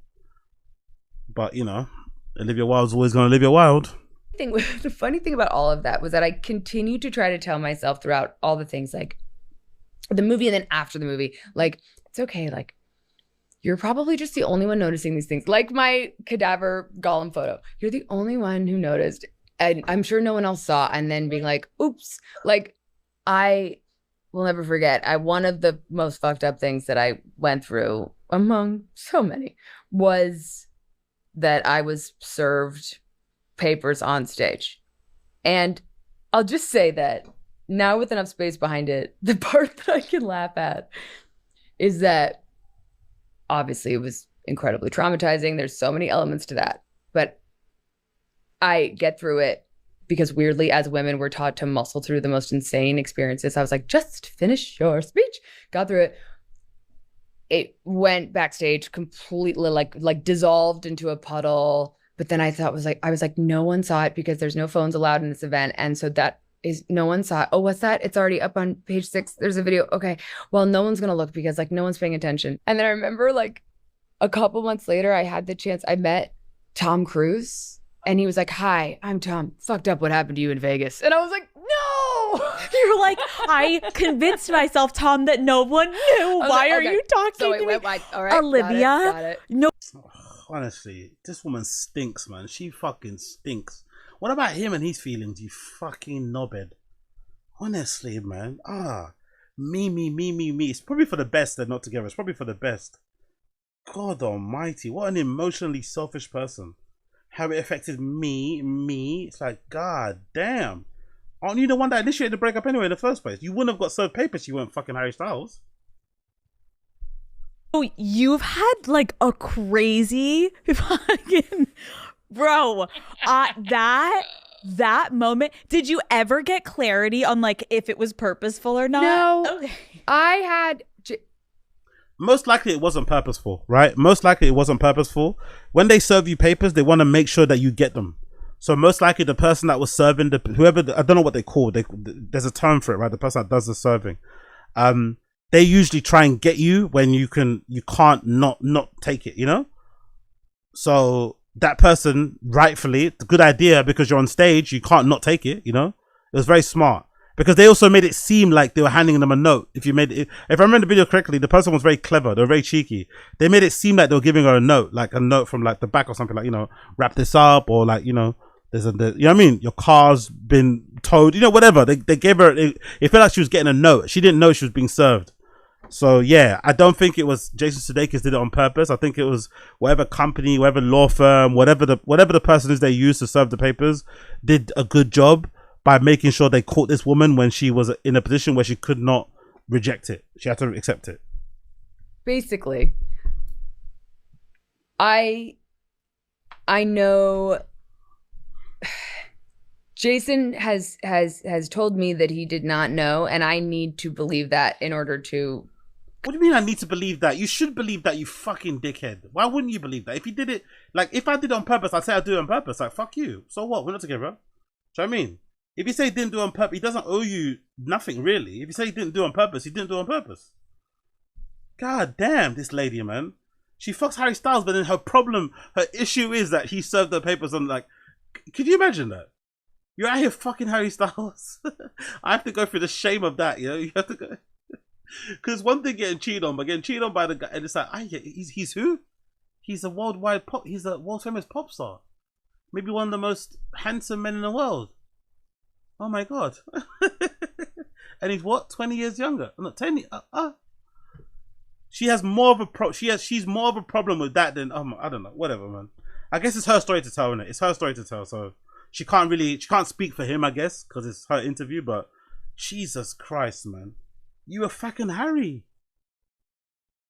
Continue. And you know, I think that lawyers can be super fucked up and do fucked up things, and I'm aware of that, and all of it is you know, but I think that people are never their best selves when they're engaging in that kind of process, and it was so fucked up in so many ways. I don't think. What did you do that was fucked up too? Can you speak about that? People are not fucked up because she made it seem like it was only him. What did you do that was fucked up? Could you give an example, please? Could you maybe offer something that you did that was also fucked up and not just paint it at somebody else's? God, this woman sucks so much. I know that whether or not he knew it was going to happen, I know it really hurt him to see it happening to me. Like, I think it was undeniable that it was like a fucked up thing. And I know he felt very, very bad that it happened to me. Did you feel bad letting fucking Harry Styles blow your back out? No? You didn't feel bad about that? It was it was a moment that I ended up doing a lot of therapy about, still kind of do. There's the feeling of being on stage, like that is a vulnerable feeling. Also, that room couldn't have been higher stress. The people in that room at CinemaCon are all they're all the most, it's all the studio people. So it's all the people you were trying to like impress the most with your work, and all the exhibitors, the people at the movie theaters, the people you need to sell your movies, and all the press. And it was like, I cannot fucking believe this is happening to me here. And yet, the crazy thing is, like, once you make it through things like that, you kind of feel like you can make it through anything. I would assume, because we're peak, babe. Like this woman sucks so much, man. That's why I say, like, I've always said on this particular show, I think people in general, or just in general when I've done content and stuff, I've always made a point to say, I don't believe in this idea that because someone's attractive, you should give them more rope. I don't believe so. I don't believe that thing of like, oh yeah, she's really hot, so she gets away with it. Nah, this will make you unattractive to me. I don't care how objectively stunning you may look, right? Fat ass, big tits, whatever. It doesn't matter. If you've got an attitude like this, if this is how you behave, if this is how you fucking deal with conflicts and issues and relationships and stuff, if this is how you process things, like if this is how you talk, like you're not attractive to me.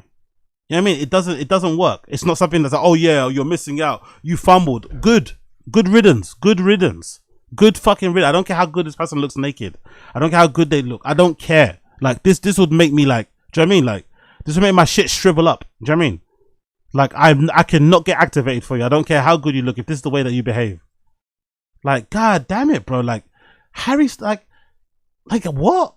You have a problem with being served? Like, okay, it was a little bit embarrassing and whatever, but like you wouldn't have got served the papers if you didn't fucking go and smash somebody that you hired for a fucking film. Like, god damn, she's awful.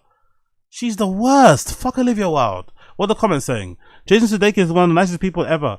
I think when you started running around with a man in 20s and your 40s, he wanted nothing to do with you.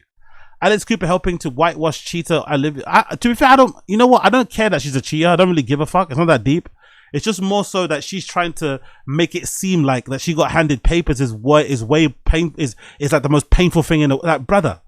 Like, I don't know.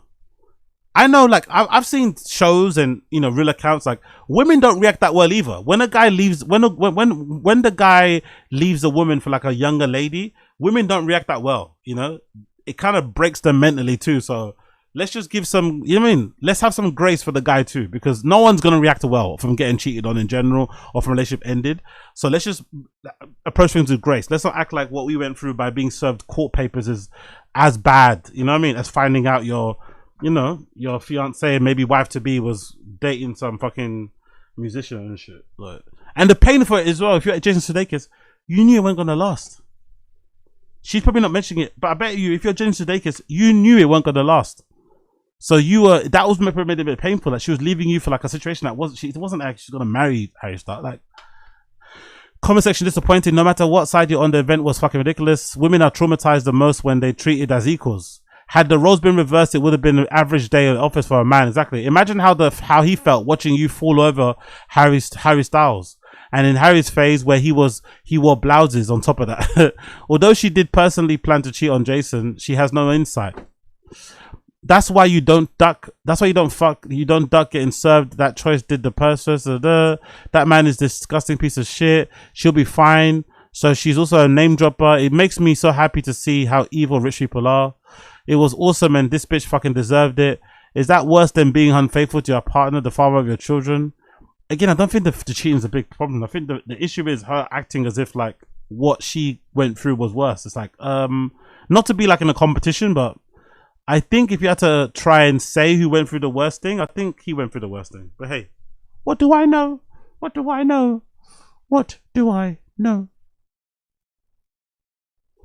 Please avoid chugging your ranch.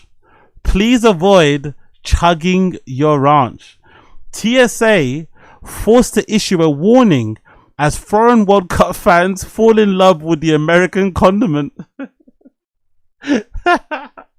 I love this World Cup, man. I love the cultural clash. I love it. I love the fact that Americans are realizing that football/soccer is kind of cool, it's kind of sick, it's kind of fun. And I love how foreigners, especially Europeans that are going to America for the World Cup, are realizing just how amazing America is. And I think most of us are starting to realize, oh shit, this is why these motherfuckers don't leave their country. You know, sometimes us Europeans sometimes can be a little bit snobby and we can be a little bit judgmental of our fellow American brothers and sisters and think, oh, those people are so ignorant, they're not well traveled, they never leave their country, they don't know any other place, they can't name cities in other countries and shit. When you go to America, you realize why. Because the place is so fucking big. It's so huge. There's so many different cultures, you know, in different parts. Like if you want to visit other parts of the country, of the world, sorry, just visit other parts of the country. And you can be exposed to all different parts of, you know what I mean? All different kind of immigrant communities and stuff and the way they cook and such, whatever. So you technically don't really need to leave if you want to, like, you know, experience fucking, I don't know, Armenian culture, Korean culture, Japanese culture, Chinese. You don't need to because the country's so big and so many of them over there.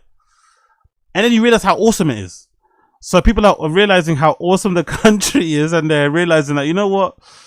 Now they kind of get it. Now they kind of get why some Americans don't leave. And they're also realizing how yummy the food is. It's so funny seeing these Europeans go into regular fast food chains in America and being fucking, do you know what I mean? Just falling in love with, like, I don't know what, Raising Cane's and like Chick-fil-A. We're so easily pleased, man. We're so easily fucking pleased. So look at this. So now Europeans are chugging ranch dressing. They're trying to get ranch dressing, I guess, out of the country, maybe. You're not allowed, I'm not too sure, but this is fucking incredible. The Transport Security Administration /TSA has shared words of wisdom for World Cup tourists who may want to take bottles of ranch home from America this summer. Many European tourists have been documenting their first ever trip to US this month by support their home nations.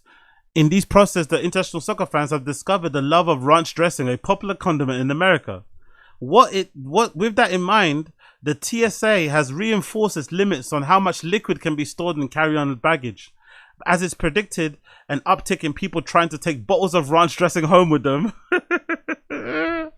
Who knew diplomacy would be achieved through the adverse addressing of the obvious? Ranch is the king of condiments, the TSA wrote in a caption on Tuesday Instagram post, featuring comments about packing the American staple in the checked baggage.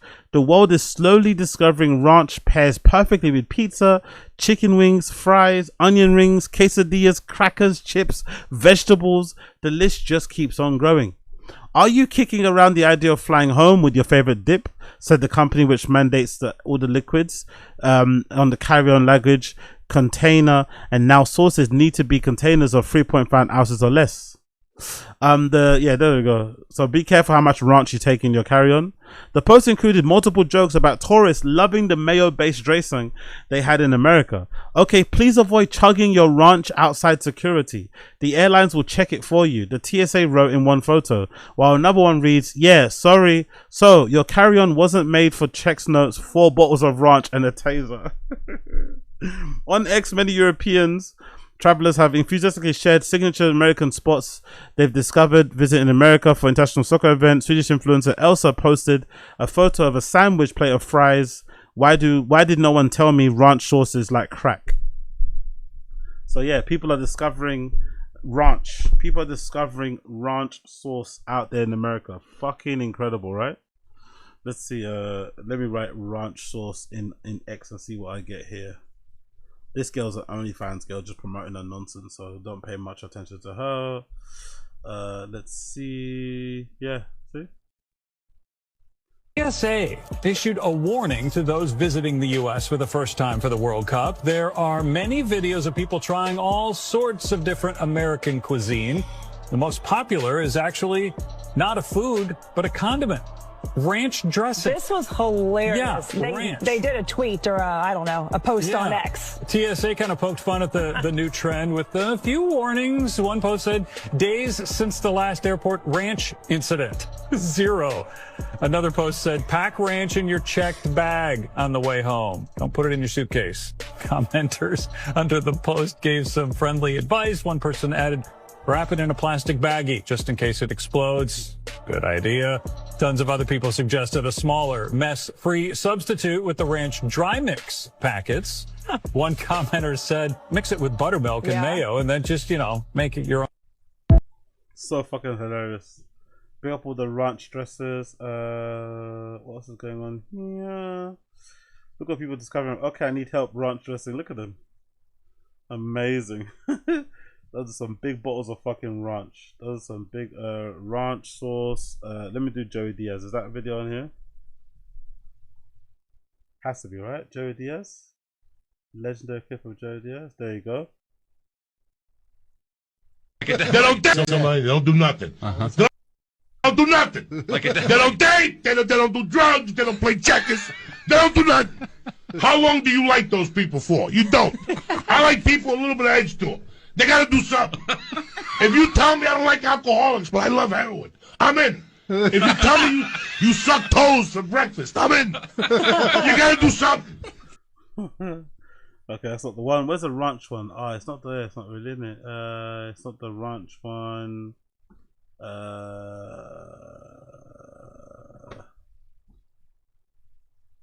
Let's do Europeans, American food.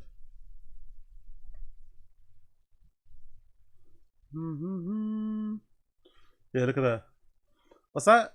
Europeans visiting the US for the first time in the World Cup is something of the funniest. Europeans discovering free refills. Thanks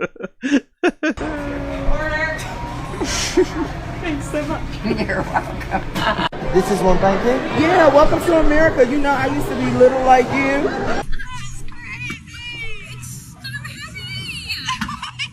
This is pizza. Look how big it is. It's ground beef. Wow. Look at and I got big hands, L size. Holy shit. They serve ground beef like that. £10. You can buy 10 pounds of ground beef in sausage form. In sausage shape. Ground beef, 10 pounds of it. Fucking hell. All natural ground beef. 10 pounds of it. 160 ounces. God almighty. God bless America, man. That is absolutely massive. That is the size of my head. You can't get a drink this size in my country. But what is this? Costco. This is even bigger than Walmart. Ich will essen alles. Oh my god, Tomaten. Oh my god, guys, it's Target. We're gonna go into Target for the first time ever. She's also gonna film it with her camera. Oh my god. So you like shopping in America a lot better, honey? We've already got 3 items. We are in America for the first time as Europeans, and they have every flavor. Look, they have big red. What's big red? Oh, there's a big blue as well. We don't know. Come all the way from London for one of these famous sandwiches. Oh, that's unbelievable. What are we gonna make you today? Yeah. I'll tell you what. Brit's trying Waffle House for the first time. Yeah, I want to go Waffle House as well. I really want to go Waffle House. I want to go Waffle House in the ghetto, so I see some fights, right? Obviously, so I see some fights. But also, I want to, be able to have like is it grits or something? That one with potatoes and shit. Just the eggs and how they make them. Yeah, it'll be good to eat that shit. It may not be good for me in the toilet, but it'll be good just for the experience. To say that I've done it, That is some good shit. Look at those. I think they're getting ready for something. Fucking heat in Texas. Yo, can you just give me a green card, bro? Oh. Yo.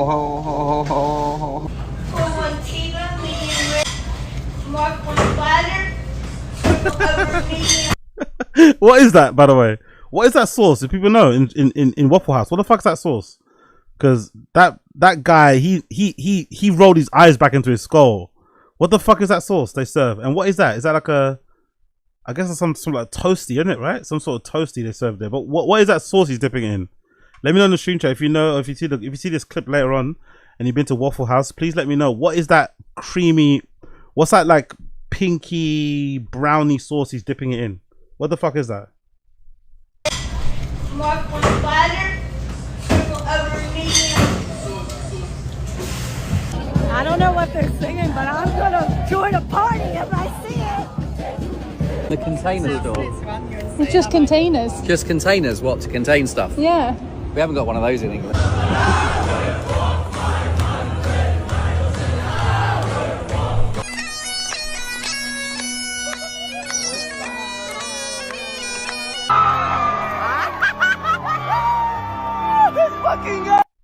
Honestly, big up America, man.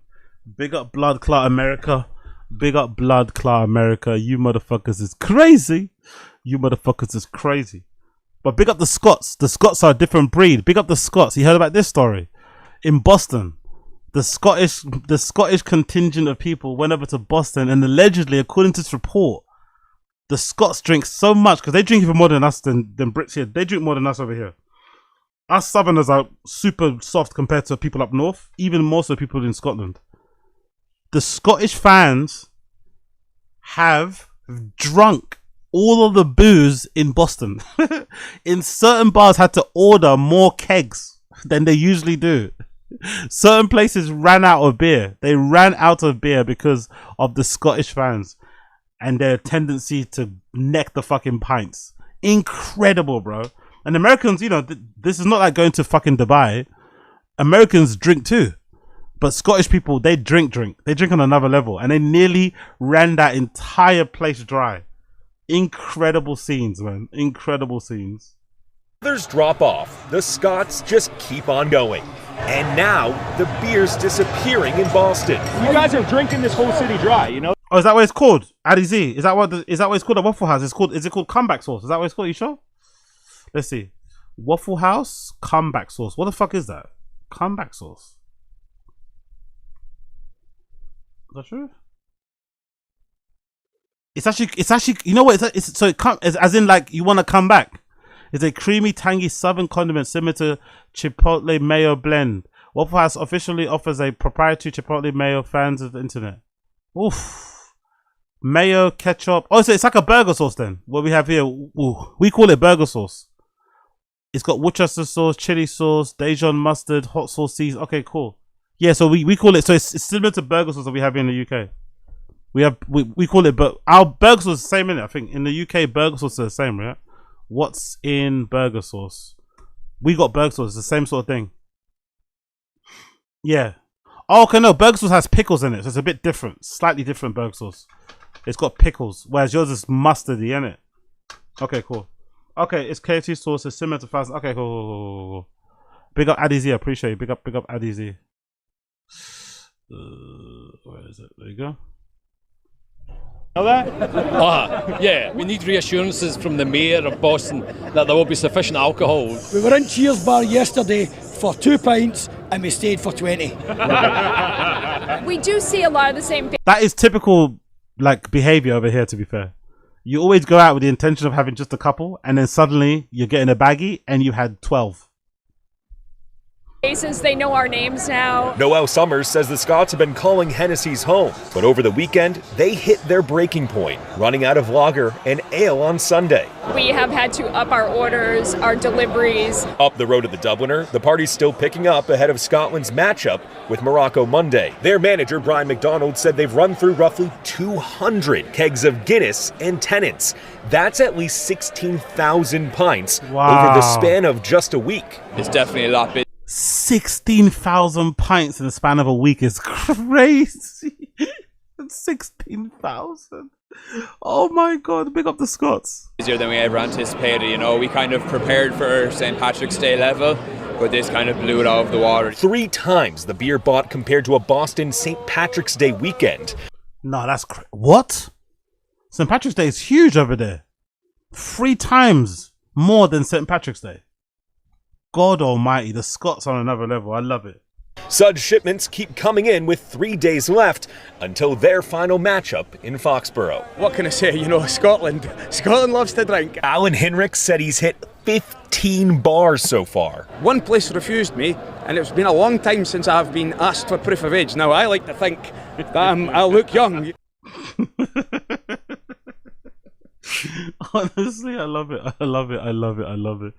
Big up, big up, big up the Americans. Crazy place, crazy people. But y'all motherfuckers is funny. Y'all motherfuckers is funny when you can be. Funny when you can be. Okie dokie. Where's the clip I want to play here regarding where's my guy? Where is he? Where is he? Where's that clip of Rogan? Where is it? Hold on one second. Be tuning in, by the way. Smash the like, hit subscribe if you can. Smash the like, hit subscribe if you can. Oh, there it is. There, cool. So Joe Rogan. Joe Rogan had some very stern words to say for people who had a problem with anyone that went to the UFC Freedom 250 card. Joe Rogan tells people who are mad at those who attended the UFC fight at the White House to shut the fuck up. That's what Rogan said. Shut the fuck up. It was amazing. One of the coolest things I've ever seen in my life. That's cool. It was fucking amazing. Wish I was there. Oh, my God. I talked a bunch of people into going that didn't want to. Like Shane Gillis was thinking about not going. I'm like, bro, you got to go. It's going to be epic. It's going to be a once-ever thing. Not a once in a lifetime. Once in anybody's lifetime. It's never happened before. It's probably never going to happen again. Probably not. No. Like yeah. That's something you have to see and experience. Yeah.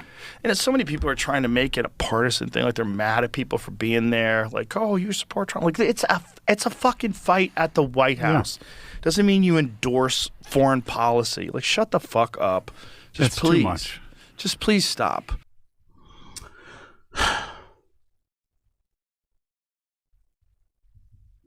Like, why can't, like, I said it before, I don't understand people like Rogan who love Trump. I don't get why they don't accept or understand why people don't like him.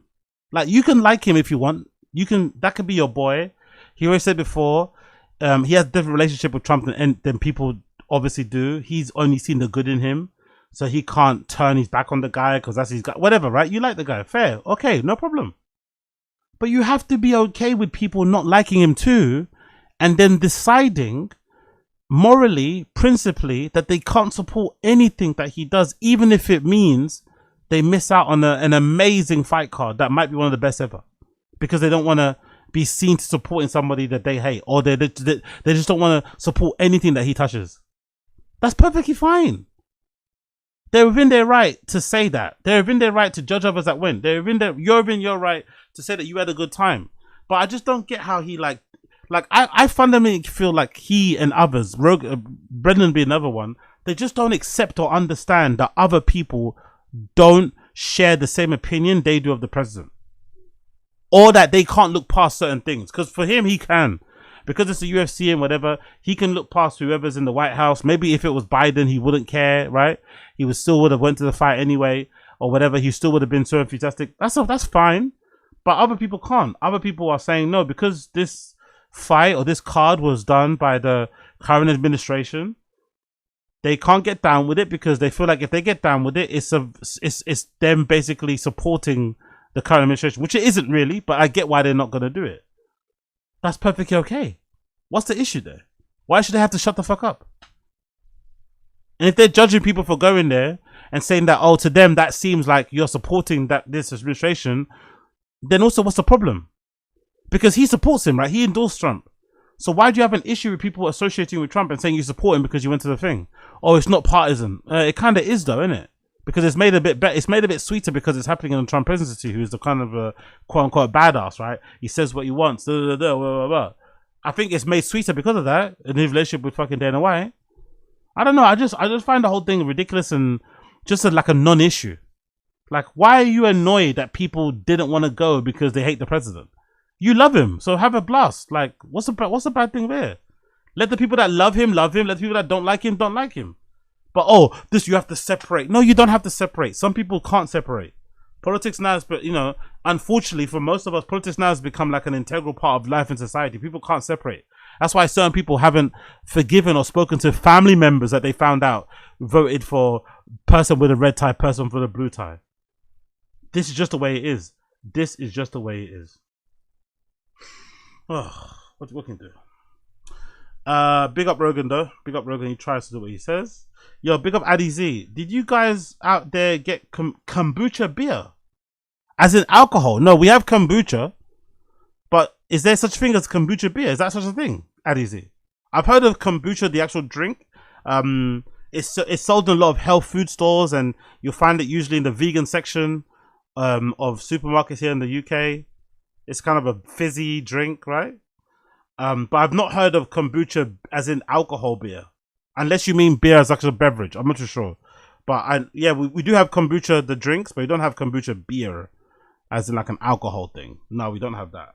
We definitely don't have that. Okie dokie. Moving on. Big up Awake. Big up Awake. Awake for whatever reason did a collaboration with DoorDash. Awake for whatever reason did a collaboration with DoorDash. I don't really get it. I don't really get who it's for. I don't think I want to wear DoorDash. Unless I'm actually delivering for DoorDash, I don't want to wear DoorDash. You know?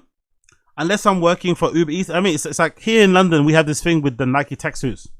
We have a particular color of Nike tech suit that looks exactly like a delivery driver, which the kids love. I don't know why particularly, but I wouldn't necessarily wear it because if I want to look like a delivery driver, I'm going to wear the delivery jacket. I'm not going to have do you know what I mean? It's strange.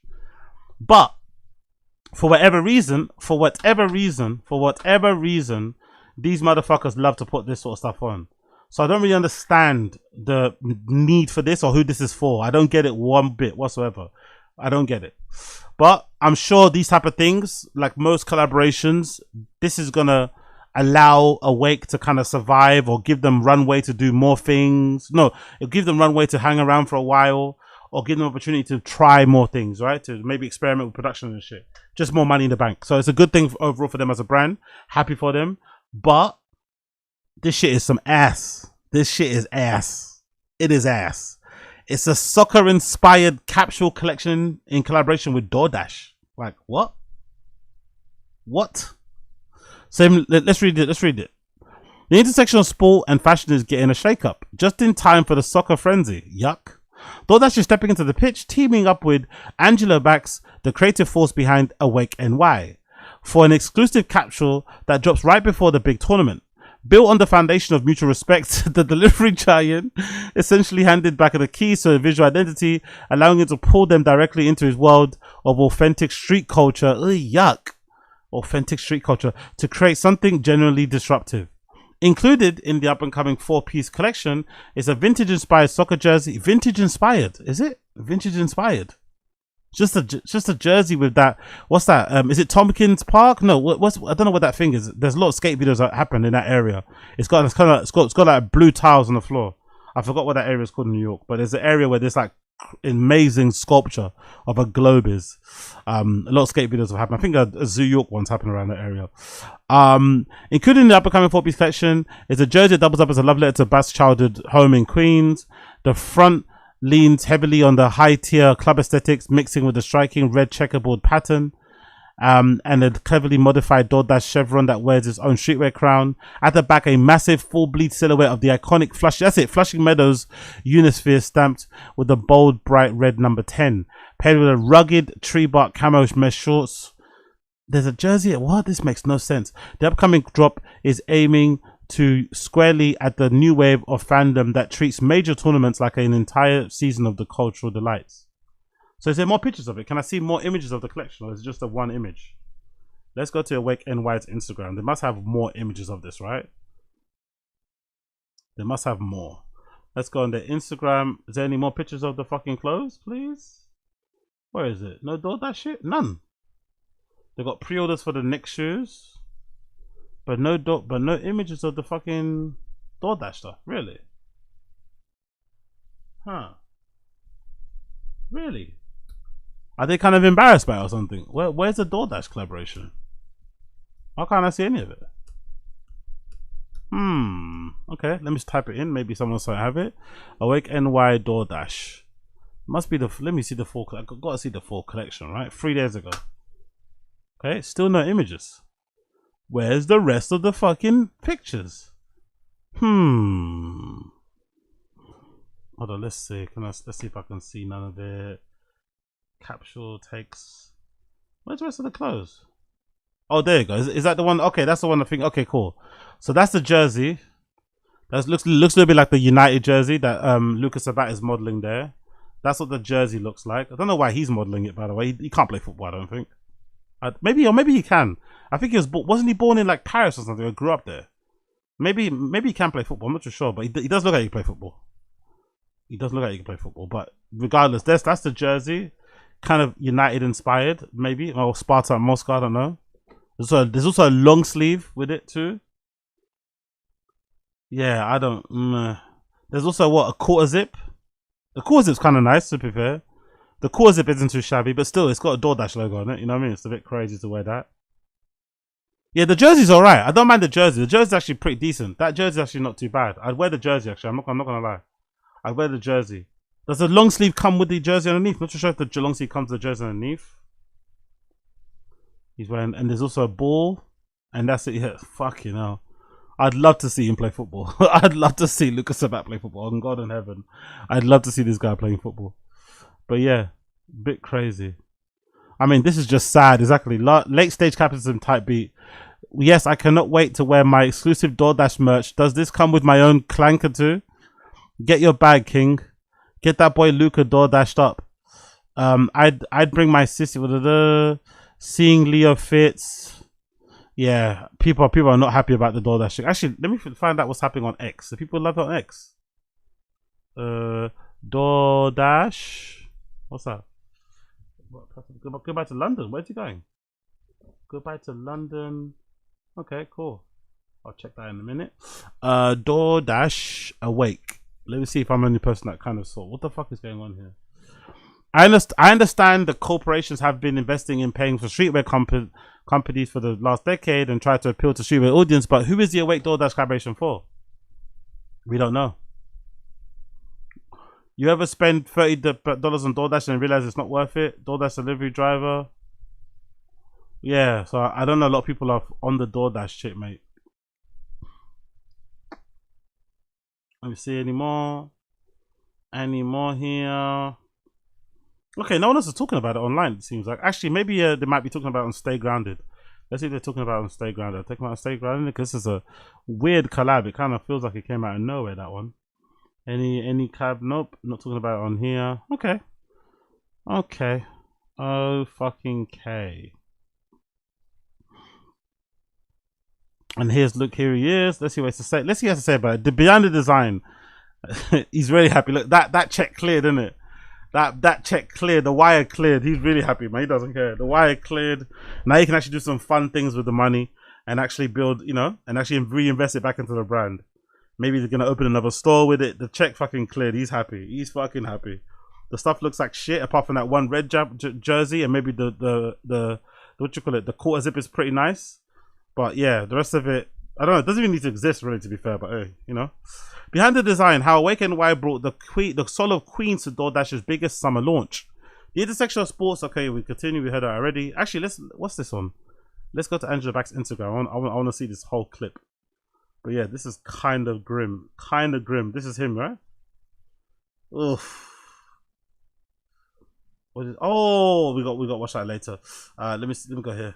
What is saying here? On Earth, and it's hitting our home soil soon. This is the capsule I designed with DoorDash to meet that moment. My name is Angelo Baque, and welcome to the Awake New York. Yeah, look at even how they filmed it. He got some money. Okay, fair enough, Angelo Baque, man. Big up. It's pronounced Baque, not back. By the way, big up Angelo Baque, man. Get your money, King. Get your money. Get your money. Because even this little scissor roll, this little fucking trailer thing, is so well produced. It's shot so well. They put some money into this, man. They put some real money into this. Store. When it comes to inspiration process, the partnership has to make sense in my head first. What story have I lived that I can connect to this partnership? I'm not only presenting Awake and myself, but I'm also presenting New York. I live in Jackson Heights, so when I walk out my door and I see the delivery drivers, like, it's my community. That's who I'm thinking about when working with DoorDash. The capsule collection that we designed is 4 pieces. The real tree jorts, the quarter zip, the little mini soccer ball, and then the... I'd like to ask him, why real tree, by the way? If you're designing a soccer capsule collection, why is it real tree camo? I don't get that. The jersey makes sense. The front is kind of like inspired by an actual football jersey. The back kind of pays homage to New York with the fucking sculpture thing, right? With that, whatever. But why do you have real tree camo jorts for a soccer jersey collection, for a soccer collection? Who wears jorts in football? We don't wear jorts. We wear shorts above the knees. And why real tree camo? Strange choice. piece that mattered the most for me was the football kit. Normally, DoorDash wouldn't design a football kit like this. If you were to see that on our they wouldn't design anything, to be fair, apart from their logo. What else did they design? Rack, you wouldn't question it. You'd be like, yeah, that's an awake soccer jersey. My favorite details on the jersey are the color image of the globe on the back. Basically, if you grew up in Queens, like our Statue of Liberty is the Unisphere. And then our crown logo with the DoorDash D, a shield or emblem. And then if you look really close, there's a tonal checkerboard print. We're staying true to DoorDash identity in the design, but then when you turn around, it's like, man, that's Queens right there. You've seen the process. The pieces are coming. Awake New York and DoorDash this summer for soccer's biggest moment. Fair play, man. He got his money, man. Fair play. Congratulations to him for getting his fucking money. Congratulations to him for getting his fucking money. Happy for him in that regard. Happy for him in that regard. Back explained. Normally, I would think about a brand like DoorDash streetwear context. Some try to minimize the branding and try to make it about a secret. But for me, it's like, no, let's make the logo big. Yeah. Good job, mate. It's the reverse side of the kit that delivers. Stamped all over the vivid print. The universal designage. For me, the biggest highlight is being able to get the silhouetted image on the Unisphere on the back. You don't normally see a big photos like this on the back of a football kits, but placing this local architectural icon on the kit back effectively tethers the globe. The rest of the capsule expands effortlessly outward to complete the balanced four-piece lifestyle look. Okay, man. Okay. Ultimately, the project functions as a love letter to the beautiful game. Yeah, man. Again, look, that's what you're saying, man. How could you blame me, man? They were offering me 100,000s, man. How could you blame me? You can't blame me, man. I got kids to look after. I got employees, man. I got stuff that needs to be made, man. This shit's gonna cover me till fucking spring summer 2027. Spring summer 2038. This shit's gonna get me covered till spring summer 2040, man. Gotta let me live. You gotta let me live. Big up Angelo. Big up Angelo. Big up Angelo. He's got those fucking horrible mule trainers as well. Oh, he's doing the fucking Andrew Tate as well. You know the money landed. You know the money landed. He's doing the fucking Andrew Tate finger thing. You know the money fucking landed, innit? You know the wire hit. The wire hit. Big up Angelo, man. Big up Angelo. Big up Angelo. Big up Angelo. Big up Angelo. Also, off the back of picking up Angelo, can we talk about the fucking Jordan 6s, please? Can we talk about the fucking Jordan 6s, please? Oh my god. I need those pink bad boy. Like, you can tell he's flexing because he's not even wearing them himself. You can tell he's flexing because he's not even wearing them himself. He's wearing some other limited edition shoes that haven't come out yet, right? These fucking what? Knicks colored fucking Air Force Ones.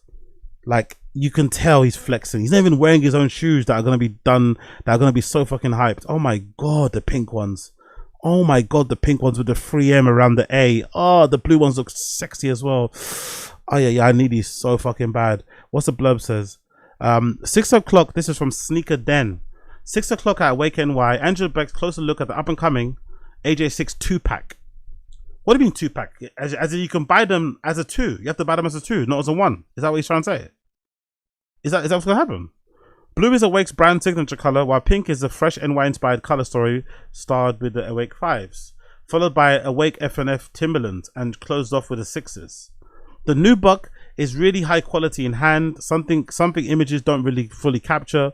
The heel panel is made of a real luxury leather, as a note of designer wallets, which would end up counterfeited and sold on Canal Street. The soles stay true to the OG infrareds, which is, I think, is such a clever touch. You don't usually see that, by the way. I think this might be the first time you've seen that in a Jordan.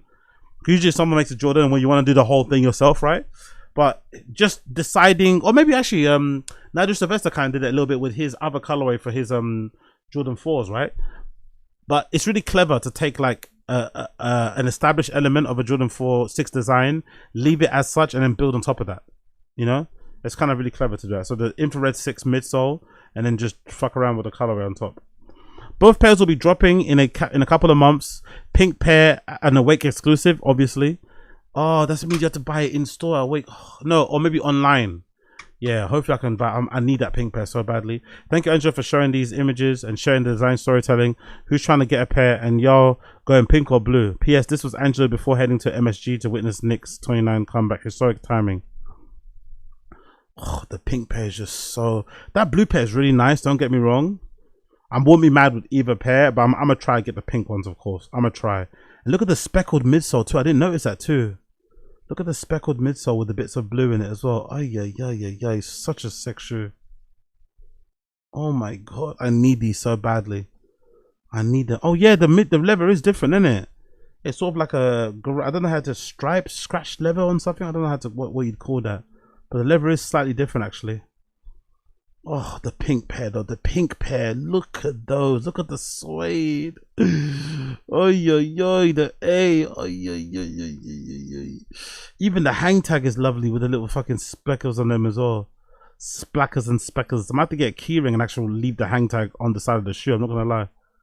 Oh, look at the back of the heel tab. Look at the heel logo.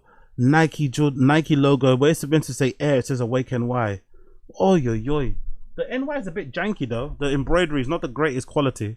That's the thing about. That's why the replicas are going to be so hard to spot. Look at how janky the letters are. Look at the N there. Look at the Y there. Very, very janky, isn't it? The lettering. That's why it's so hard to like not get fucked around with fakes. Because the embroidery is a bit janky. Like even here, the E is a bit janky there. It doesn't show up as obvious on the pink pair because the red and the pink kind of blend a little bit more. Oh, it's a shame, innit? It's a shame. But still, instant cop, man. At least try. These are going to be an at least try. At least try everything to get the pair. At least try everything to get a pair because God almighty, man. Such a good shoe. But that pink pair goes... You know, I would have preferred those if I was being a little bit picky. If I was being a little bit picky, I would have preferred to have the colors switched around the other way around. So have this shade of pink on the toe box and the shade of pink on the toe box on the heel. If I was being a little bit picky.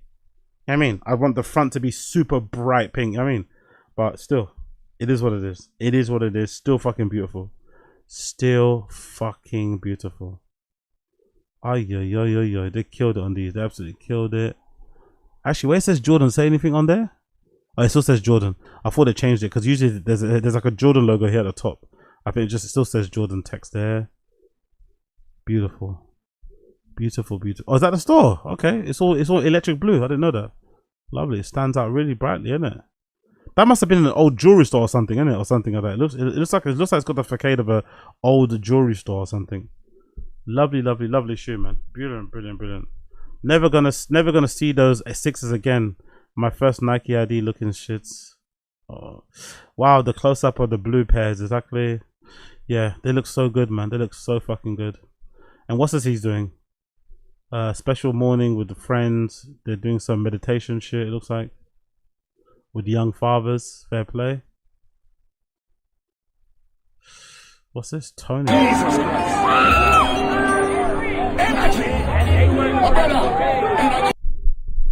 Never slept, always dreamt. Always dreamed, sorry. Raymond Felton, Marcus. Oh, they've got them already. They've got them on already. Oof. The fucking friends and family have got the pairs already. Oy. They look so good on. The friends and family already have them on already. God, the seeded pairs are out. Ay, I need some, please, man. US 12, please. US 12, please. Raymond Felton. I need those pinks. Soccer's the biggest game. Watch this. Look, I don't need your vote. I don't need to quote to you, right? About what happened here, and because if you're real Knicks fans, you know it already. The contrast between his speech and fucking Mamdani is crazy, isn't it? That is James Dolan, a Nepo baby, friend of the president, and also a man who got married at Mar-a-Lago. Soccer's the biggest. Oh, come on. You know what? The blue pair looks kind of crazy as well. The blue pair looks kind of crazy. That black heel tab? Ooh. Actually, does it spell awake on the side? Or am I bugging? I don't think it does. Does it spell awake? I don't know. Kind of looks like it does, but I'm not sure. But Jesus Christ, man, that blue pair is kind of wild. I'm not gonna lie. The blue pair does look kind of. I'm now confident that if I fail with the pink pair, I'll be happy with the blue pair. The blue pair is kind of crazy too. I'm not gonna lie. I'm actually okay with the blue pair. I'm actually kind of okay with that blue pair. You know, I could make that blue pair work. I could make that blue pair work. I ain't gonna lie. Shit. Jordan 6s though, but they don't make Jordans like this anymore, man. The design of that shoe is just pièce de résistance. Beautiful, beautiful, beautiful, beautiful, beautiful, beautiful shit, man. Beautiful shit. Beautiful fucking. Shit, let me like some of these images, man. You know what I mean? Like, man, I ain't never know you got me like some of this shit. You know what I mean? Some of this shit, man. Look, some of this shit on the dead homies. I mean, on the dead homies. I'm like some of that shit. But yeah, big up Angelo back. Big up Angelo Backy. Big up Angelo Backy. Can't wait. Can't wait when they drop. Can't wait when they drop. Can't wait when they eventually drop. Please, for the love of God, cannot wait when they eventually drop. Cool. Moving on. Let's do some club shit. Let's do some club shit. Let's do some club shit. Big up Electronic Beats. Electronic Beats interviewed one of my favorite clubs out there in Berlin. One of my favorite clubs out there in Berlin called Else Club. Else Club is only open during the summer. It's an open air club that's only open during the summer. Typical Berlin shit, by the way. It kind of goes to show you just how sustainable the clubbing economy is over there. That a club can survive from only opening during the summer months, by the way. Right? Because most clubs in London couldn't do that. They couldn't do that. If they're open air, they'd have to find a way of having a roof so they can open it all year round. But Else Club is only open during the summer. And it's fucking gorgeous in there. I love it too because it's like really brightly colored. Very different to most of the clubs in Berlin in terms of like, you know, being all black and dark. And just it's kind of got like, you know, a bit of a pop to it. They also book a more of a wider range and genre of DJs as well. Not just your typical techno stuff. You have house, disco, everything else in between. Live performances too. I'm a big fan. I like Else Club. Hopefully when I go out there soon, I'll be able to pop in and check it out. But I'm a big fan of Else Club. Big up Else Club. I think they interviewed the manager here for a series called Ask the Club Manager. Big up Electronic Beats, Telecom and shit. One of my favorite Instagram accounts on here. For the edition of Ask the series, we sat down with club manager Zoe Ulandali, a PR lead, Kathleen Roussel, the women behind two of the Berlin's most beloved venues, Else and Renate. Oh shit, that's really cool. So it's Renate and Else have been featured here to talk about what it really takes to run a club. Okay, let's hear what it has to say. I think it's about one, having a sense of who are the bookings that people want to see, as well as using that position to make sure we're uplifting the next generation. Nice. You have to be pretty stress resistant, but also go with the flow. So it's a mixture out of guiding and seeing what's happening, as club culture is always changing and there's always a competition waiting for you around the corner. So you have to kind of roll with what's happening next while. So this lady I think is the Else manager, right? This one's the Else one, and the other lady who sounded more like English or don't know where she's from, America, she's the one from Renate, I think. Still always have to keep an eye on the bigger picture. What are the challenges of running a club? There's always a lot to do, of course. We are a big venue, so we have a big team. But of course, we have a special venue with Elsa because it's a seasonal venue, which is kind of doubling your workforce. At the beginning of the year, we're usually starting preparing for Elsa's season in like February, March, and we're closing Elsa at the end of September. Raw, so they kind of are open all year round. I didn't know that. They start working in February or March. Jesus Christ. And then obviously end of September. So they're kind of, yeah, you don't really start at the beginning because you have to get ready and going and stuff. Fucking hell.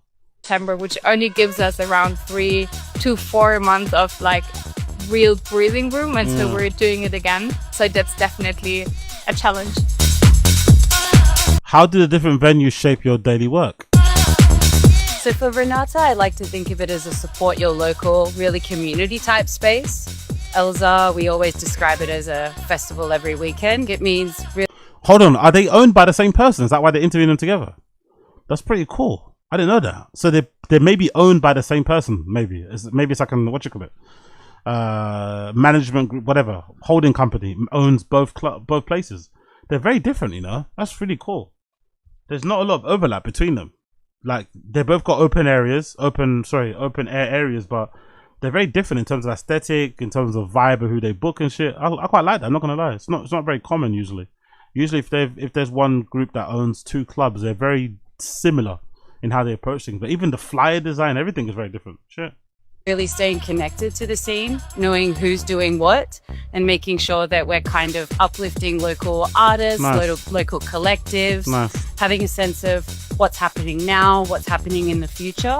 For Elsa, I think it's about respecting our position. We're seeing both locally and internationally as a place where you can really see what's happening at the moment in the scene. And so I think it's about, one, having a sense of who are the bookings that people want to see, as well as using that position to make sure we're uplifting the next generation. And so that means lots of talking to collectives, lots of talking to promoters, just so that everybody feels like they have a bit of sense of the personality of both venues and can kind of connect with this club that puts in so much work to help everybody have a good time. So, what does a typical week look for you? We have a little bit less static office times from 9 to 5, but you have to be reachable during most days. Of course, there is like this challenge when you create during the week. You think about the program, you create a staff planning, you talk with every department of what's going to happen on the weekend. You talk about what happened the weekend before, what you can improve, what needs to be sorted for next weekend. And then you need to transfer all of those informations to the team that's then producing the events on the night. For me, it's always the most rewarding moment when I'm standing in the venue and I can look to the floor and I can look that everything is going smoothly and that you can see that's what we were all creating in the past month in the office. It's really nice and rewarding to see. That must be true. Yeah, that feeling must be so fucking gratifying. To be fair, that's not the feeling you get when you run a party. It's really stressful. You go through last minute changes, all this malarkey, but then once everyone's on the dance floor, even the day of, in the beginning, you're afraid no one's going to turn up. And then once everything is going, it feels fucking amazing. Just look at it and think, shit, this started off as an email. This started off as an email to some random person, or this started off as an email to like a club owner or whatever. And here we are, you know what I mean? Or this started off as a fucking idea in the toilet cubicles in between fucking bumps, you know what I mean? And now all of a sudden, here we are. So I think it's about, one, having a sense of who are the bookings. Yeah, love to see it, man. Big up Else, big up Renate. Definitely want to check them out when I'm out there. What's else happening? What they got going on this Sunday? What they got? Oh, Fête de la Musique, really? They're in fucking Paris. That's sick. So what they got going on in June? This weekend coming up. Who they've got? They've got Deck Mantle Sound System with friends. Fête de la Musique happening on the jazz floor. E1 has got, okay, Mind Against happening over there. Okay, cool. Fair enough. Big up Blood Clot Else. Big up Blood Clot Else. What's happening in July? Who they got in July? They've got, who they've got here? Hot Meal, Clark, DJ Tour, Lip Service. Many good people there. So check out, I recommend check out the Else. One of my favorite venues out there in Berlin, man. They do some great shit. Intens, stark, hypnotisch. Hey, wir sind Max und Mara von Feierabend. Wir haben das Feierabend-Kollektiv vor 3,5 Jahren gegründet. Wir haben das. They love collectives, innit? They fucking love fucking collectives out there in Berlin, innit? I don't know why they love collectives so much, but they fucking love a good collective.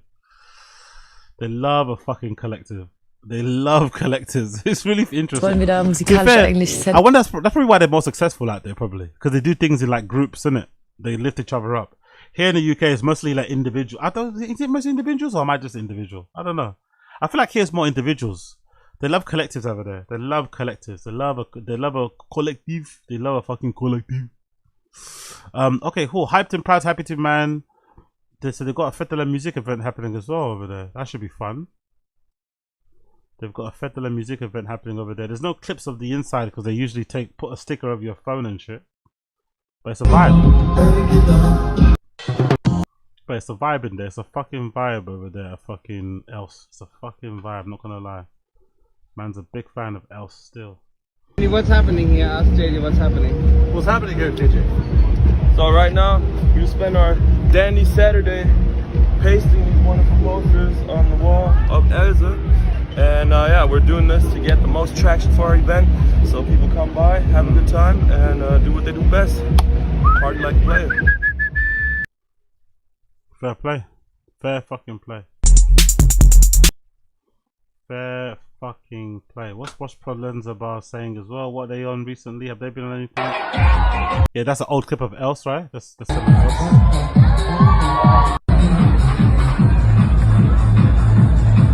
Sick venue, man.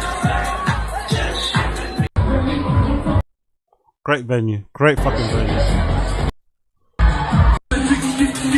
Great fucking venue. What they got going on? What they got coming up? What they got coming up?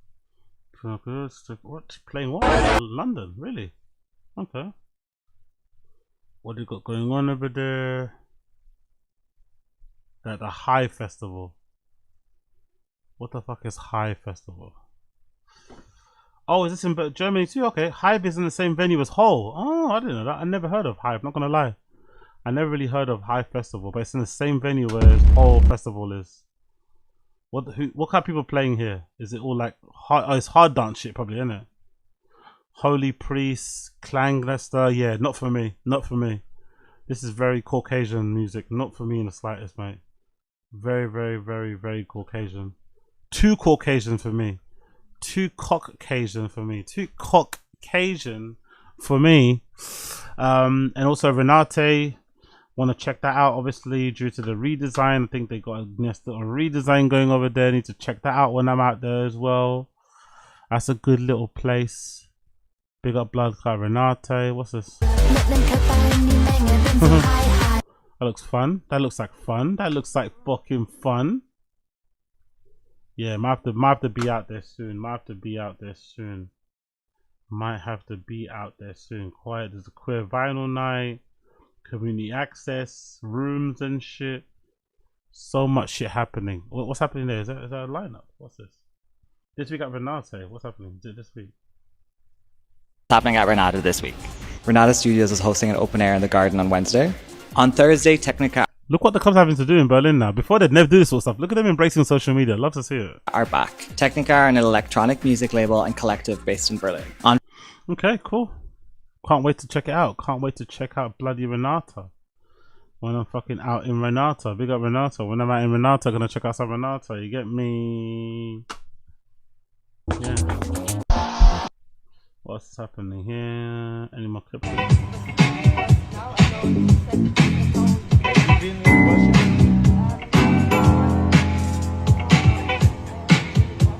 Is that Soundstream or is that fucking no? Not Soundstream. What the fuck is this called? I know that album, the one with the fucking grids on the floor. It's got a dance floor. I forgot their fucking name. What their fucking name? Yeah, I know the song though. Come on, get in your head. I know, top of my lip, tip on my lips, tip on my tongue, tip on my tongue.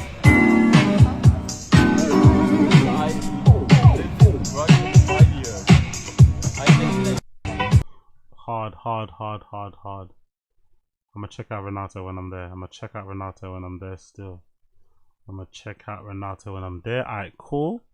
And then the other thing I wanted to check out as well, big up Electronic Beats, was a post here with my dear old, where's my girl? Ellen DeGeneres is also there. No, I think that might be it actually. Let me leave it, not Ellen Alien, but yeah.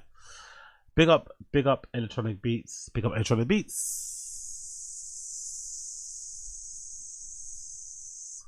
Okay, ladies and gentlemen, that has been the Action Zing Show episode number 1055. Thank you for tuning in to the Action Zing Show episode number 1055. 5. If it's your first time tuning the show, smash like, hit subscribe, and I'll see you guys on the other side, okay? For those of you listening to the audio side of the pod, you'll hear the tune of the day will be courtesy of Ricardo Villalobos. Ricardo Villalobos and Go JP. The song is called Orin. It's a Ricardo Villalobos variation. Ricardo Villalobos, and the track is called Orin, right? His track is called Orin. The track is called Orin by Ricardo Villalobos. Check it out. That's my song of the day. It's Ricardo Villalobos, Orin. They'll be playing for my audio listeners only and people on X as well. Or no, sorry, X on fucking Kick. You'll be able to hear it, and X, but nowhere else will be able to hear it. Orin, Ricardo Villalobos variation will be playing for those of you that care. Everybody else, I'll see you guys later on tonight for the random show. I'm going to go to the gym and I'll see you guys later for the random show. But for now, take care, people. Have a good one. I'll see you guys later for the random show. Peace.